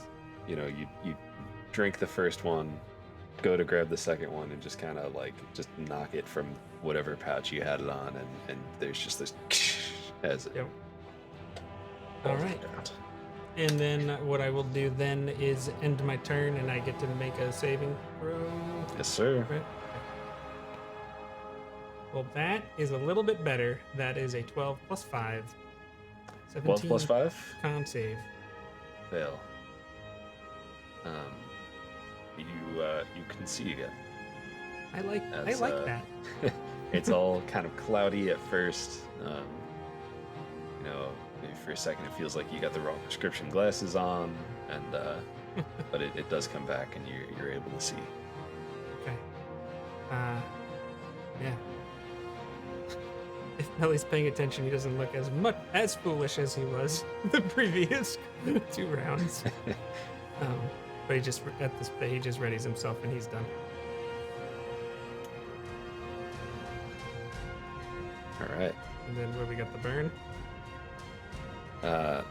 Then the burn. Burn. What? Well, her spirit guardians hit those 3 at the start of their turn, right? Yes, you are correct. Oh yeah, because it does reach them. Okay, I was doing 10 feet, and I'm like, dang, it sucks. All right. So what are they rolling, Melly? Wisdom saves? Is that what it is? Believe so, yes. Let me double check. Alright, I'm just gonna roll dice and then tell me what modifier to use. Wisdom. Okay. Alright, first one closest to you is an 18. Okay, he saved. Second one closest to Vale on the left is a, what is that, 5? Is a 6. He fails. Or she, Okay. I don't know. And then the one on the right is a 10. They also fail. Okay, so what happens? So I'm going to roll 3d8. And the ones that succeeded will take half damage. And the ones that did not succeed will take full damage. All right. So let me remember what a d8 looks like. That's what they look like. Here we go. I'm going to roll these one at a time because I feel like I mess it up when I don't do that. Okay, that wasn't great. Next one. That was better. Last one. Okay. Pretty okay. 14. Right?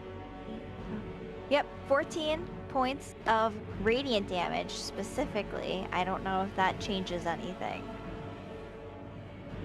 To the people that did not save. And then 7 to the person that did save. I'll teach you to mess with Melly. It'll be the worst mistake you ever made. Oh my god. I have so much joy right now, even though we're on the precipice of death. All right, so 14 for the 2 on top, which is math, right? Okay. And then 7 for little dude on bottom. All right. Good move, Melly. Good move. Okay, so we'll just start from the bottom, work our way up. Going to make an attack on Melly. Same thing it did last time because that seemed to work pretty well. That is going to be just a 12 to hit. That misses. Very Mage nice. armor. Very nice. Okay.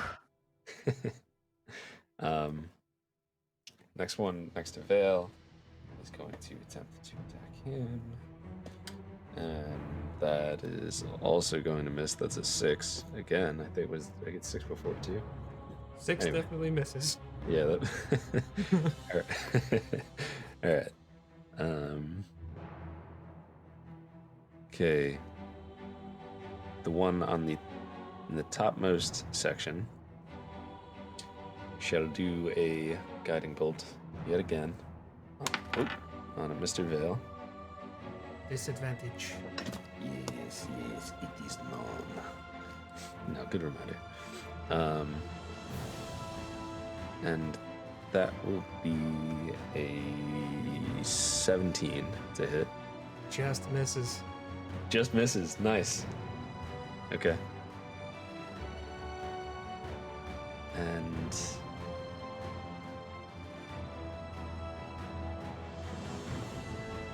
this last one is going to take 2 steps right here. And then it will also use Spirit Guardians as Oh.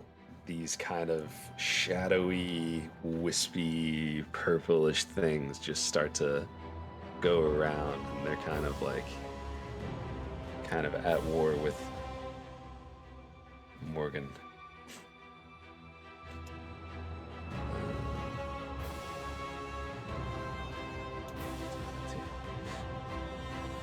Okay. And that'll bring us to Melly.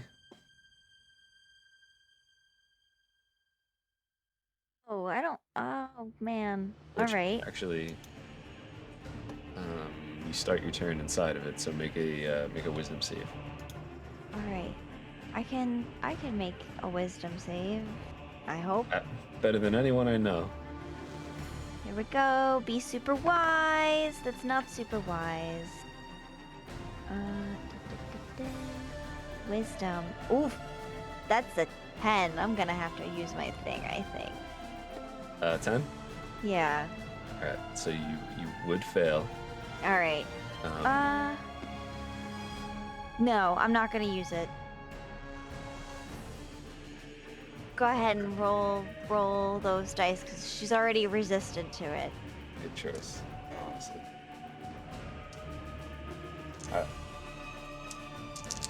So,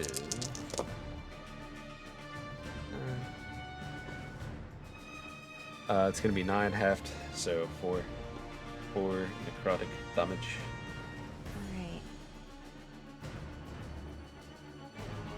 All right, and now it's Melly's turn. Yes, it is. All right. I feel like that doesn't even come off as like them hitting you. Like they're just now fighting your mini Morgans. Yes, and we all know Morgan will prevail. All right, so that one guy is right there, and rather than moving out of his range, Melly is gonna take a shot at him, but she's not gonna use the sickle that's in her hand. She's holding it in her hand, but she's gonna try and punch him, and she's gonna do Word of Radiance when she tries to do that. So Okay. he needs to make a con save, please.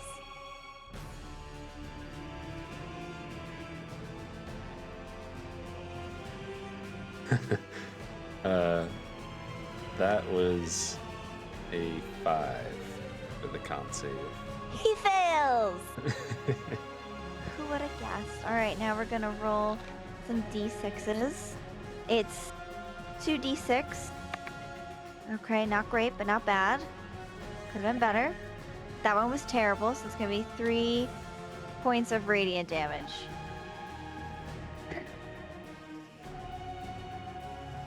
Very nice. Anything else? Anything else? Is there anything else? Is there anything else that Melly wants to do? Okay. Vale took those healing potions on his turn, right? Yes. How is he looking? On a scale of 1 to 68, he's looking at like a 32 or so. Okay. Okay.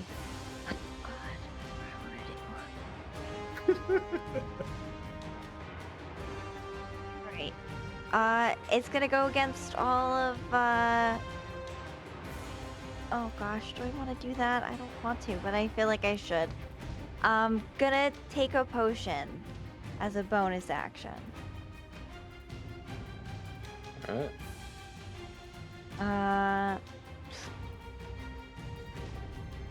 I think I have a regular healing potion, so I think I'm gonna do that one since it's not the full. I have to roll for it.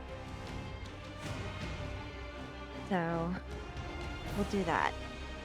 You also have a greater, if that was Yeah, but interesting to you. the thing is that if I take the greater as a bonus action, then I have to roll for it, To and I roll. feel like it's Yeah. better to save it. I didn't know and if get- you missed it, that's all. No, I You just got this. am trying to be strategic.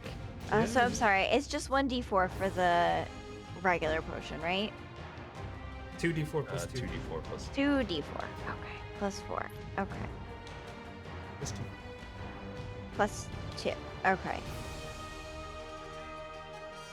6. Okay. Melly's gonna get 6 points back. And that's gonna conclude her turn. Okay. Now finally, I'm so sorry that you guys pretty much had to sit and watch for such a long time, but Echo and Mac step into the ring. And Echo, you are first in initiative. Mac, you're gonna be right after him. Echo, it's your turn. And you Hello can there. You call it this if you want, so you're not right up against him. Whatever you want. Yeah, Echo's gonna walk up on him. Yeah, they'll just say that as the Ding. Yeah. And he'll just smack this first fella. He'll take one step forward and just slam his staff into him. Sure. Yeah, just roll. 25 to hit. That's a hit. Just got him. Just barely. Oh, Pretty close, you know. to right straight over the plate. That's half damage. 9 magical bludgeoning damage. That's... Okay. Still up, but definitely hurting. And I'm assuming we walk into this just absolute swarm of Just all these different things chaos. flying around. Yeah, I just said you guys enter the ring, but realistically, I mean, you drop in, and what you see is just this cavern cave-like room. There's a crazy bright light coming from the top. There are these purple energies that you can kind of see coming through all these holes in the ground. A giant pedestal in the front that looks like it's got all these like kind of runes, like all like engraved on all over it.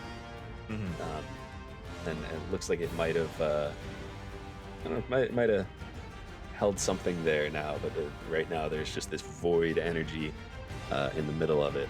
And all throughout, I mean, there's Vale completely surrounded by people, Melly in melee combat, which is rare, and little Morgans all around fighting little void monster things. This is chaos.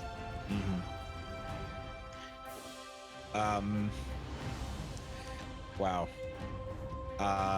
Yeah, so he's gonna follow up with another hit on this guy before he does his next thing. Depending on what happens. All right, well, I do get to reroll those. It's been a while since I've gotten to say that. I rolled a 1, baby! But yes, as a halfling, I get to reroll 1s. So that's much better. A 23 to hit. That's a hit. So damage, almost max. We like that. 13, right? Yes. No, 12. I lied. 12 magical bludgeoning damage.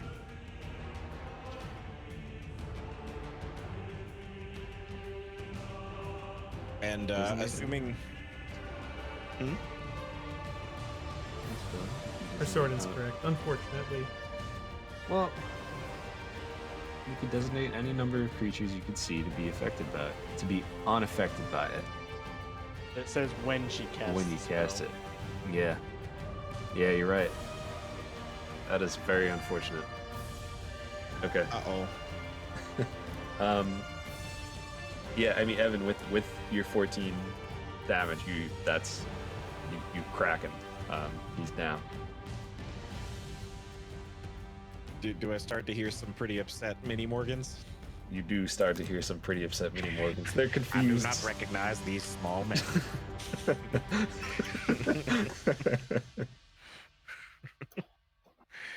Oh boy. I do not recognize these small men. That was a good one. That was good.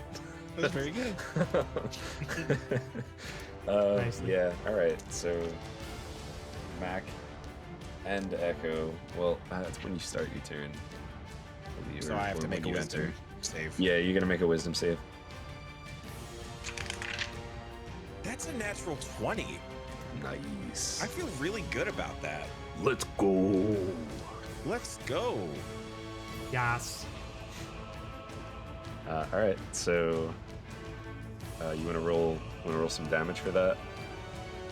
Israel. Mac, you can roll your save as well. No, Roll I- all ones. Roll I all don't- ones. I don't want to roll that damage. Do I you refuse. prefer I roll it? No. No, I just rolled a nat Have 20 on my concentration. saves.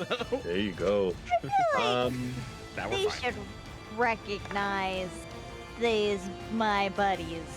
But I I know get for it. dex saves, if you save It's Nothing not happens. for It's anything but Dex. Yeah, Okay. it's only Dex. Dex exclusive. worth mentioning. Oh, sorry guys. That's Why? 11 points of damage. All right, so you take 5. Oh, that's not 5 bad. each of radiant damage. It's fine. It's like a bad sneeze. It's like a particularly bad sneeze. You know, like when it like kind of hurts your back a little because you like do it in a weird way. I permanently damaged L5 from a bad cough. Oh, okay. so you do know. Yeah. So that's Gosh, the you 5 are HP. older than I am.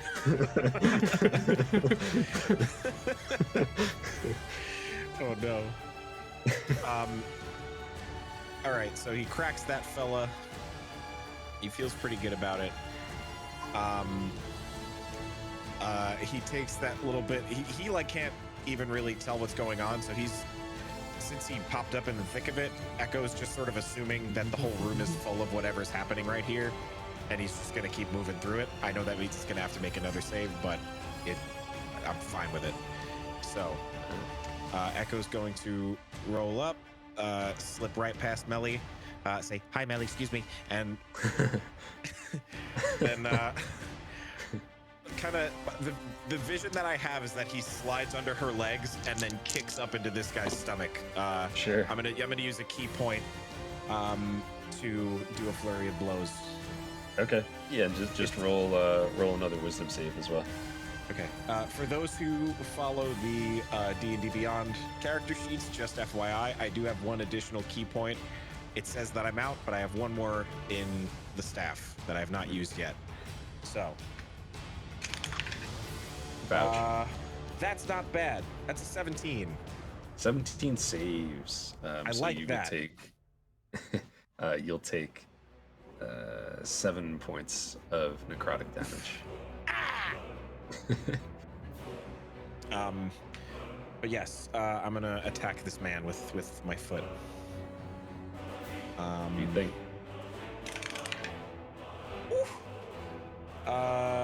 That's 23 to hit. I keep rolling 15, It's a which hit. is a lot of fun. All right, let's see the damage. That is 8 magical bludgeoning damage. I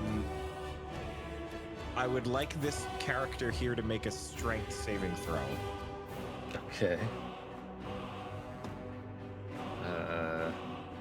7. I kick him straight back 15 feet. 15 feet. Uh-huh. Alright. I don't know if anything happens with that, but or if he just moves back 5 feet and stops, but that's, you know. Yeah, because he can't really. He goes bowling. He knocks everybody prone. Right? I feel Well- that's that should. Yep. I don't know about that, but if you're willing to wait for a moment, I will. Absolutely. I'll check something. Let's see.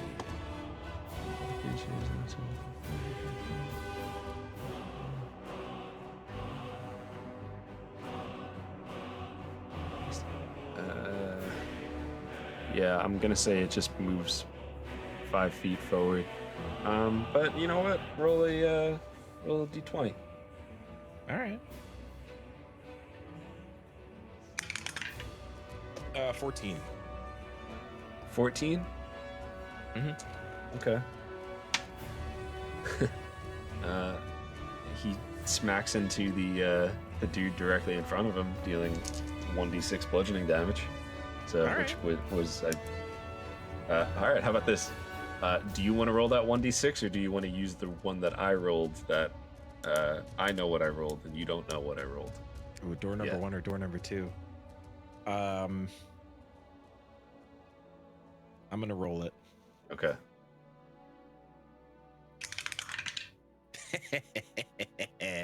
It's a 5. Okay. All right. I bet you rolled a 6. I did roll a 6. Dang it. 5 is very good though. Okay. So, is there anything else you would like to do before your turn ends? Yes, because I still have one more attack. Okay, baby. So as foolish as it is, Echo's gonna run up. Oh, you know what? It's good. Let's see. Sorry. Okay. Right up to Continue. his friend Vale. Gonna say hi, Vale, and then turn and kick the guy to his left. All right, roll your damage. Oh, I don't even have to roll for the attack. All right. Oh, I'm Take it. sorry. Roll your. Sorry, roll your attack. That's fine. I get to re-roll these, which is nice. Wow. Boy. Wow. Wow. Oh my god, that's awesome. It was on a 1 again, and then it rolled over to a 19. Yeah. That's it. So that is a 27 to hit. And I would just like barely. him to also make a strength save, but he takes 10 magical bludgeoning damage. Strength save is going to be 17. Dang. All right, so he saves. But with the crusher feat, I do get to move somebody back 5 feet once per turn when I hit them with bludgeoning damage. So he gets pushed back a little bit, just not as much as I was hoping. Okay. That's still not bad. And that's gonna be it. Hi, Echo. Thank you. All the things I'm able to do. All right, Mac, it is your turn. So, does that other person still have Spirit Guardian on? Yes. I hate to do this, but I'm pretty sure Echo should have taken damage when he entered the radius of it. I did. He did. He did already. Oh, he did? Before Yes, he knocked sir. him back. I took 7 okay. necrotic. Oh, okay. Uh-huh. All right. So Very I'm gonna start running up. At that point, you take you roll a wisdom save. Did he make a constitution save, by the way? He did. That's what I start when I started Oh, like okay. mumbling over you. That's what I was saying to myself, and he did. A 3, so I'm pretty sure I failed that. Okay, I rolled pretty poorly. That's 6 points of necrotic damage. All right.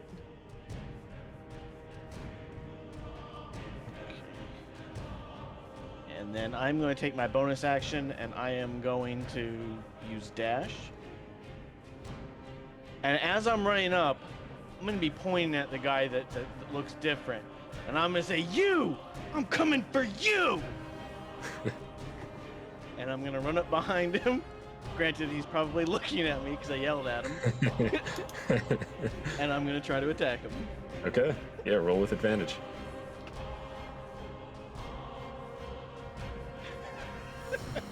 So No, one you of my dice, I rolled a 1. The Okay. other dice, I rolled a nat 20. Oh man! Wow! Wow! All right. Which I would have got to reroll the 1, but I don't think I need to. Okay. Yeah, I mean, so, nice. So yeah, a lot of I mean, damage. roll everything and don't forget your poison damage. Oh my goodness. So for those This is who gonna be a don't, lot. for those who don't know, Mac is an assassin rogue, and what that means is when you crit, you pretty much just roll every die at the table. Every d6 at the table gets added. That whatever your roll is. is. Do you need me to separate the damage out? It's 50 damage. 50. Smite this, nerd. If you need me to separate it, though, I will. But It's we'll say 50 damage. yes. Say it. Say it. Say it. Mac, how would you like to do this? Yeah! And I You also just just say, want like, you to know Mac- that you saved all of your lives by getting that crit when Oh, you I did. believe. Mac just like you see Mac just like get off the elevator and just like take off running, basically yelling and screaming at the guy and just running, just like stabbing him right in the chest. Just I don't know if he is wearing armor, but just like enough force that just right through, straight to the heart. Yeah. Yeah, I mean, Vale, you see it come out the other side. And yeah, well, with that, as you remove your dagger, he just falls, drops to his knee, glares at Mac.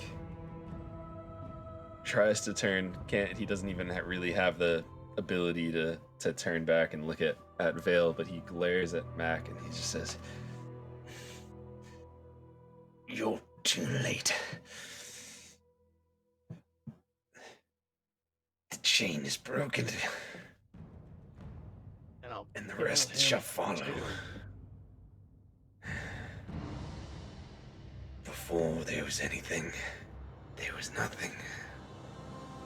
After everything, there will be nothing left. and he just drops. Super dead.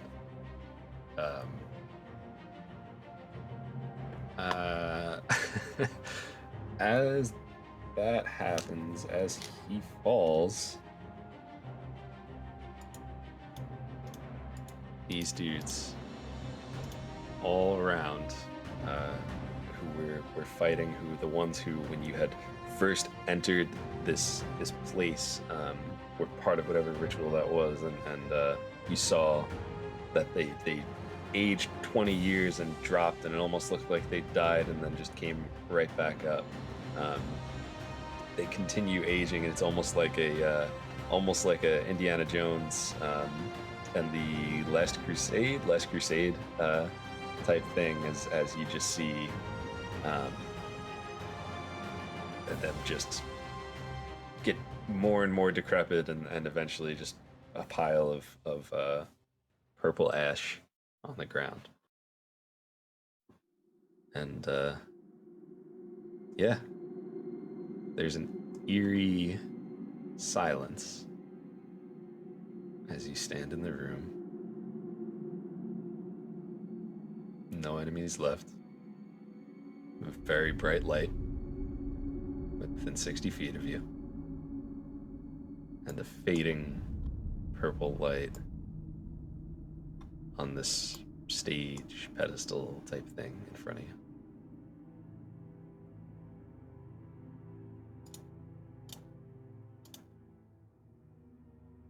Vale turns and hugs Echo so hard.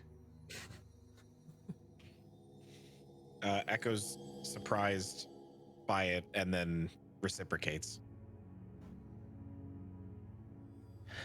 I'm glad you're okay. Idiot. And then punches him in the shoulder. Roll monk weapon damage. Oh god. I only had 1 hit point left, Evan. No, just kidding.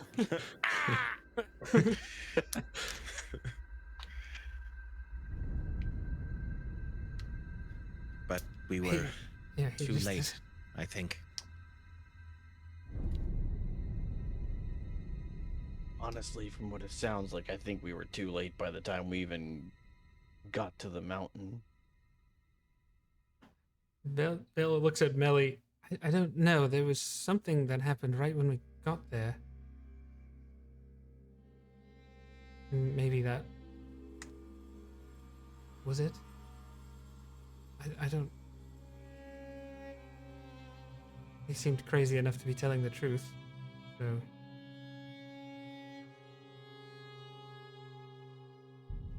Not really sure what happened, but I can try and see if I can discern something.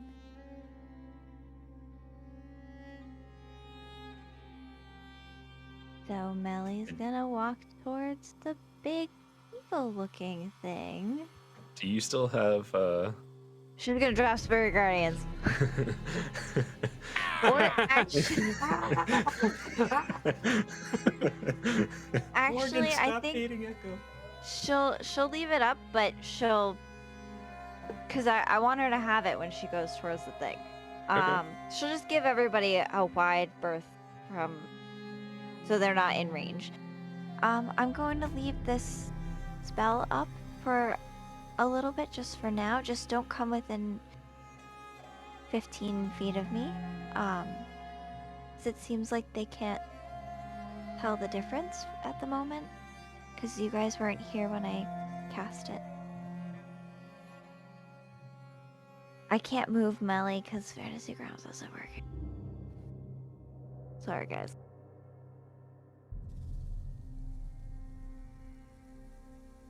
All right, so is it like a hole in the ground that I'm looking at, or is it like a couple steps down and then there's like this? It's a couple steps up. Uh-huh.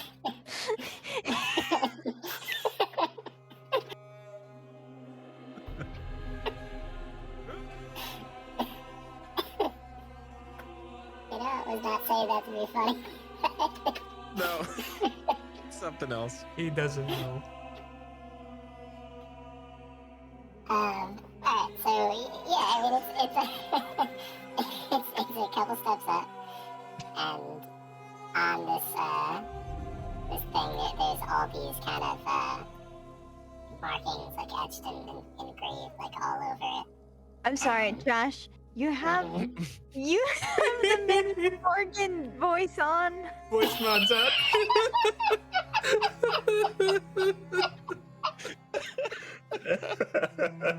It's actually a couple steps up. I was gonna let it go. Oh, man, I was like, I know there's something I'm missing. I don't know if it was a group chat thing or something like that. Oh, that's excellent. I would have let it go, but I Yeah. think I would have like died laughing that entire time. Yeah, no, thank you. for Oh. telling me. Oh, okay. Someone clip that, please. Oh boy. Well. So it's a couple steps up onto this thing, and there's all these kind of like just runes like kind of etched into it all over, and in the center of it, it's kind of like you know in Zelda when you're at like the Temple of Time, like Ocarina of Time rather, Temple of Time, like the Master Sword is kind of sitting inside of like, it's got a, you step up to it, but then it also has its own little thing that it's inside of, a little like cement lock that it's in. Do you know that? You know what I mean? There's something similar to that. And it almost looks as if the chain might have been connected to that, but now whatever was there is broken. And there's just this little bit of necrotic, radiant, some sort of energy just on and around it.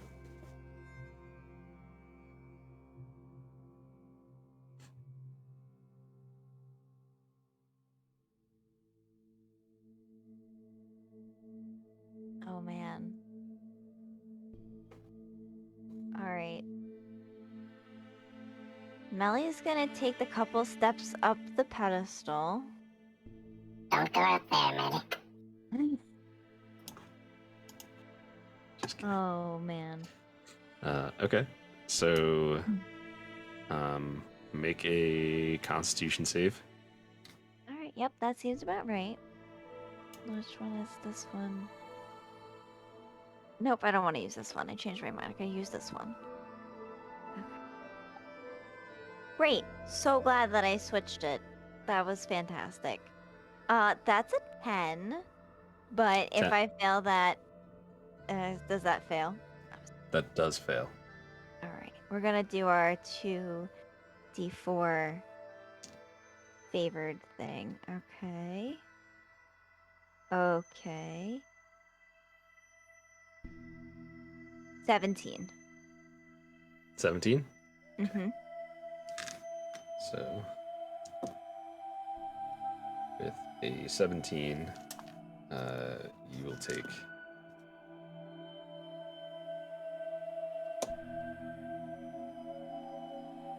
would have been 21 points of necrotic damage. 17 drops it to 10 points of necrotic damage, and your resistance drops it to 5.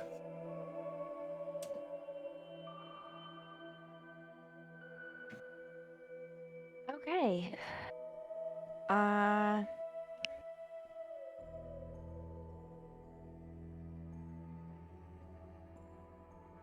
Oh man.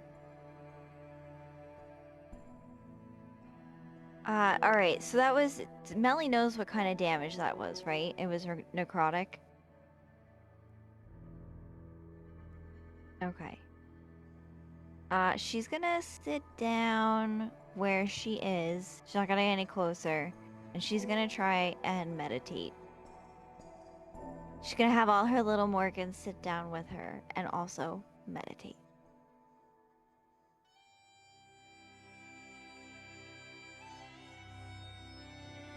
Think about nothing. Think about nothing. Think about nothing.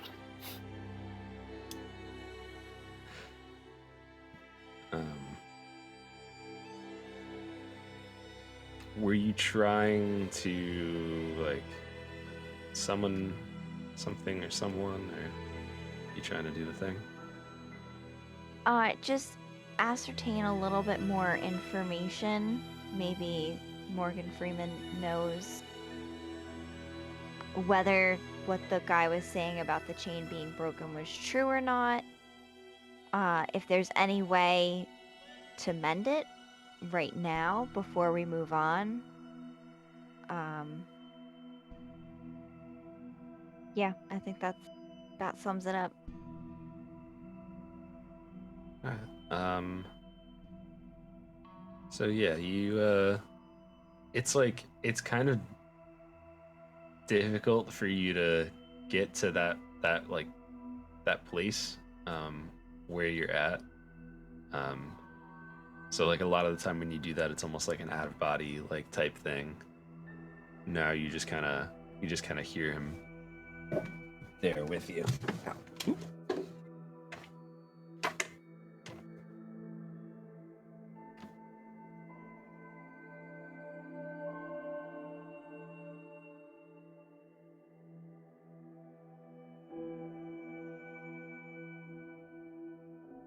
Oh, wired connections. Can you still hear me? Yes. Alright. So you just kind of hear him with you, and you just say, "Yes, Melly, this one. They've broken the chain, and there's no reversing that.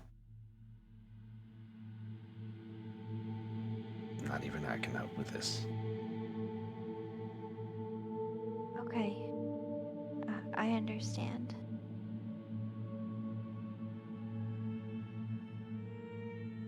Is there anything we can do to know where we're supposed to go next? Where they're going next?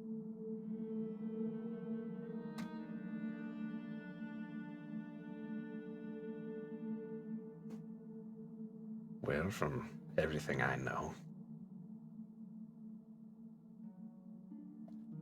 there's no one person who knows the location for all of the chains. They kept that knowledge secret and hidden. That way, if something like this happened, it would be much more difficult for those who would use that knowledge for evil. It would be much more difficult for them to find the other ones.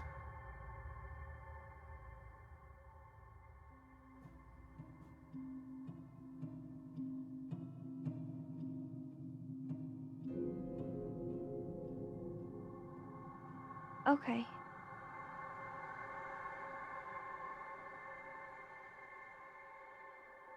Thank you for always being here when I've reached out.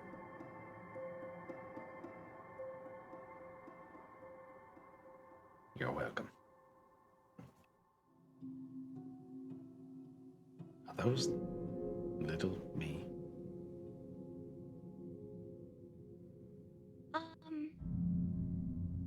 Well, Yeah.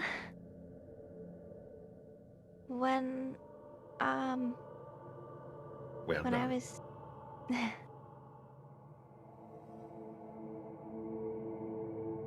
Thank you.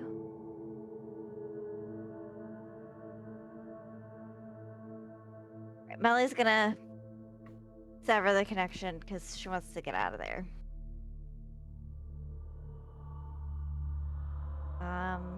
So she'll drop Spirit Guardians when she comes off of the pedestal.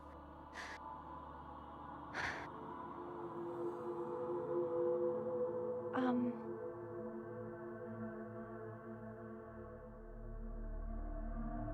there's nothing more that we can do here.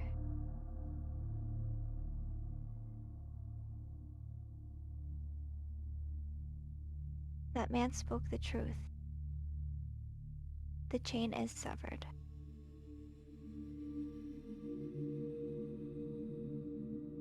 But there are more, right? And he like looks at Melly. He kind of backs up a step so he could look at Echo.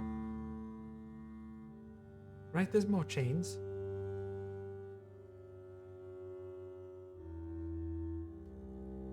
Right?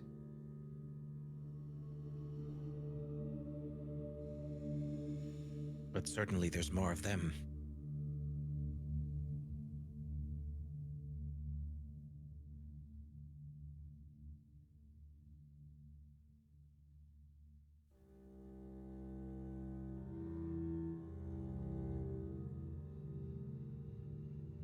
Vale has his Well. thinking face on. At least we've taken down some of their numbers.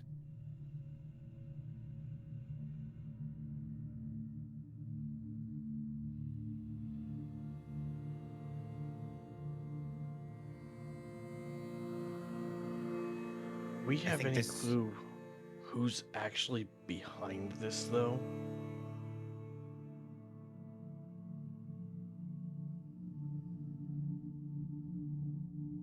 This might sound odd, but would Jasper know a little bit? He said they were people not to be trifled with.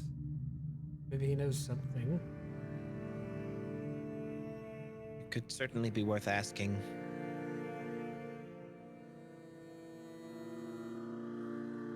I don't think how Master long have we Dina been? was... Sorry, my question was how long have we been gone from town? It's been like a 2? A day and a half, 2 days. yeah, I think closer to a day and a half. But yeah.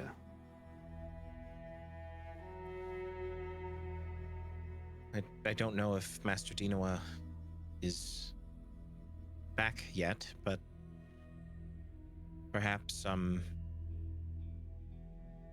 that thing that he left for me with was Gregor? Is that his name? Hold on. Oscar. Perhaps that thing that he left for me with Oscar may have more information, or maybe maybe at the library, or there has to be someone back in town that we can get some information from.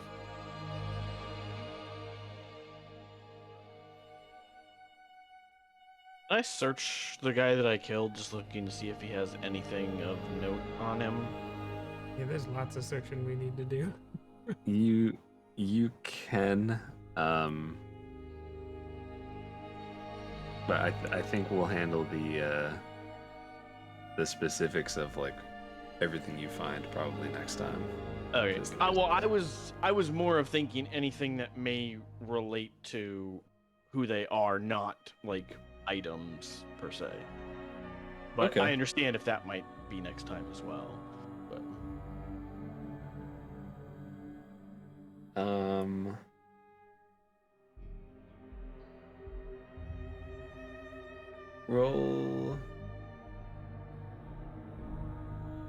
roll investigation as you kind of look through his stuff. That is a 21. 21? Okay. So as you kind of you're kind of like looking through all of his stuff and everything he has, just trying to find, like, you know, something that's not like a weapon, or just something that makes sense. You see right next to his heart, now covered in blood and a little bit ripped, there is a letter. And what that letter says, we're gonna wait and we're gonna find out next time, because it's getting late.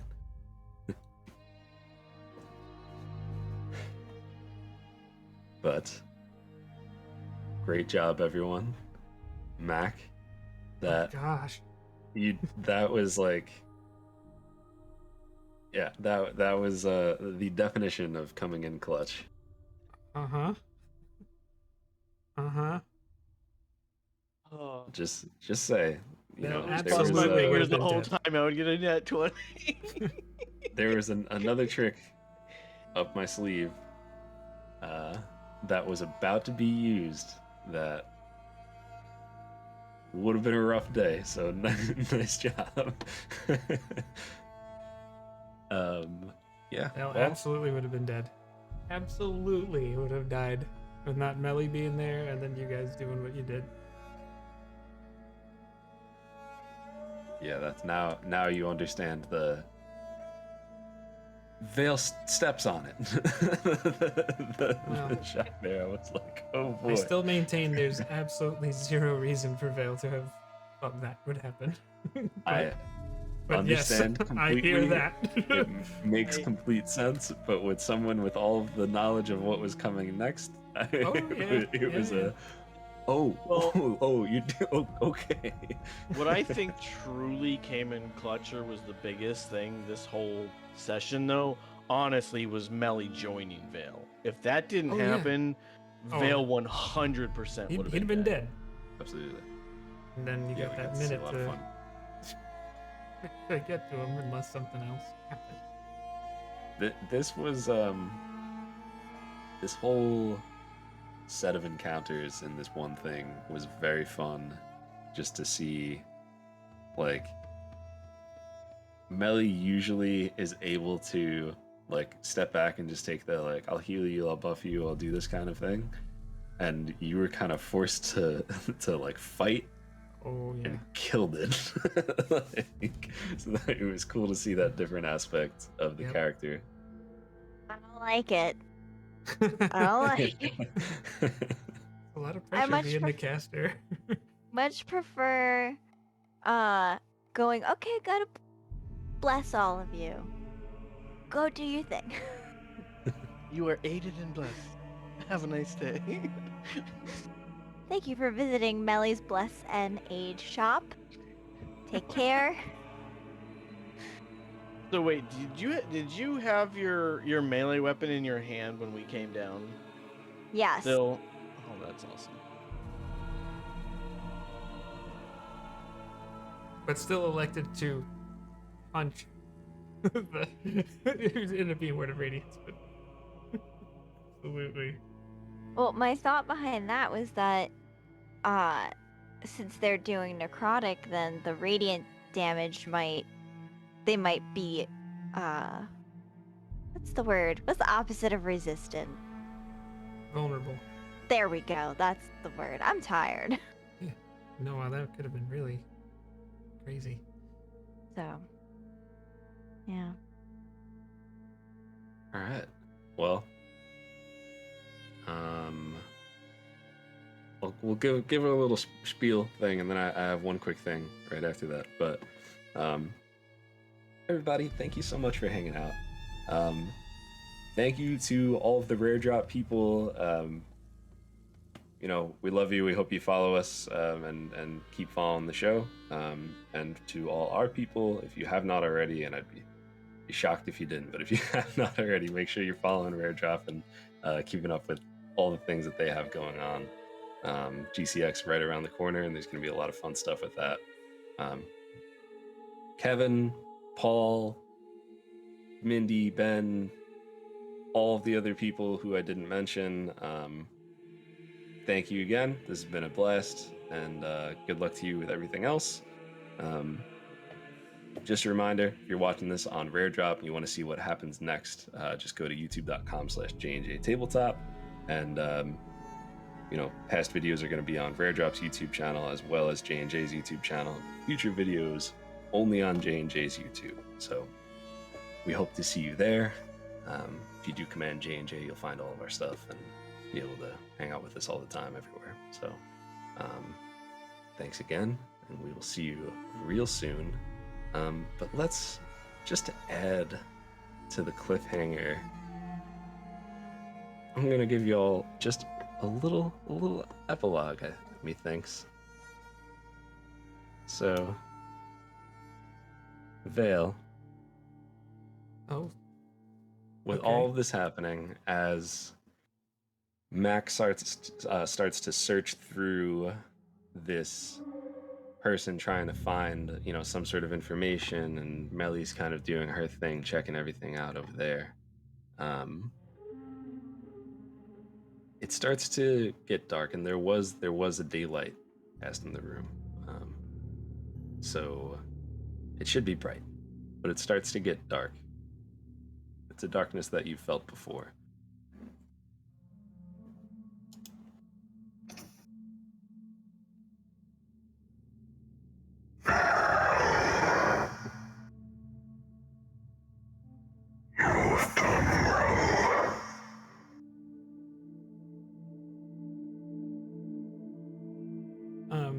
Before Vale says anything, does it look like Echo, Melly, or Mac is reacting and or aware of the darkness?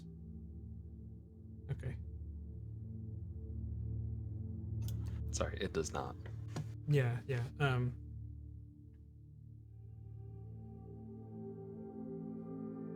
Do you know where other chains are?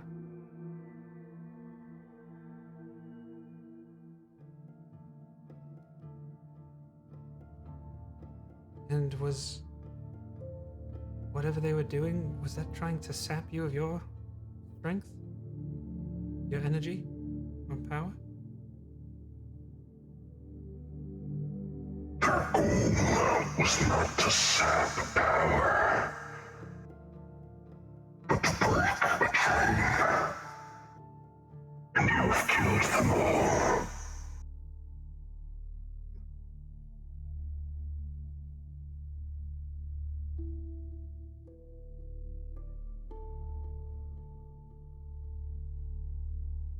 So there's not others somewhere? Is that what you're telling me?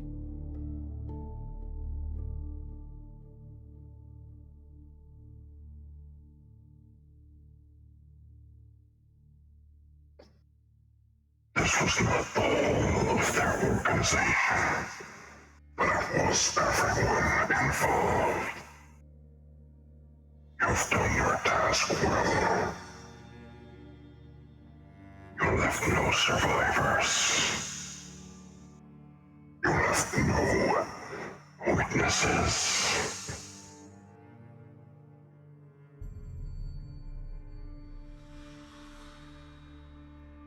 Witnesses to what? We'll see you all next week. Yeah. Twitch.tv/JnJtabletop. Thanks for joining us. Once again, thank you, Rare Drop. It was a fun ride. And we'll see you on the Twitterverse.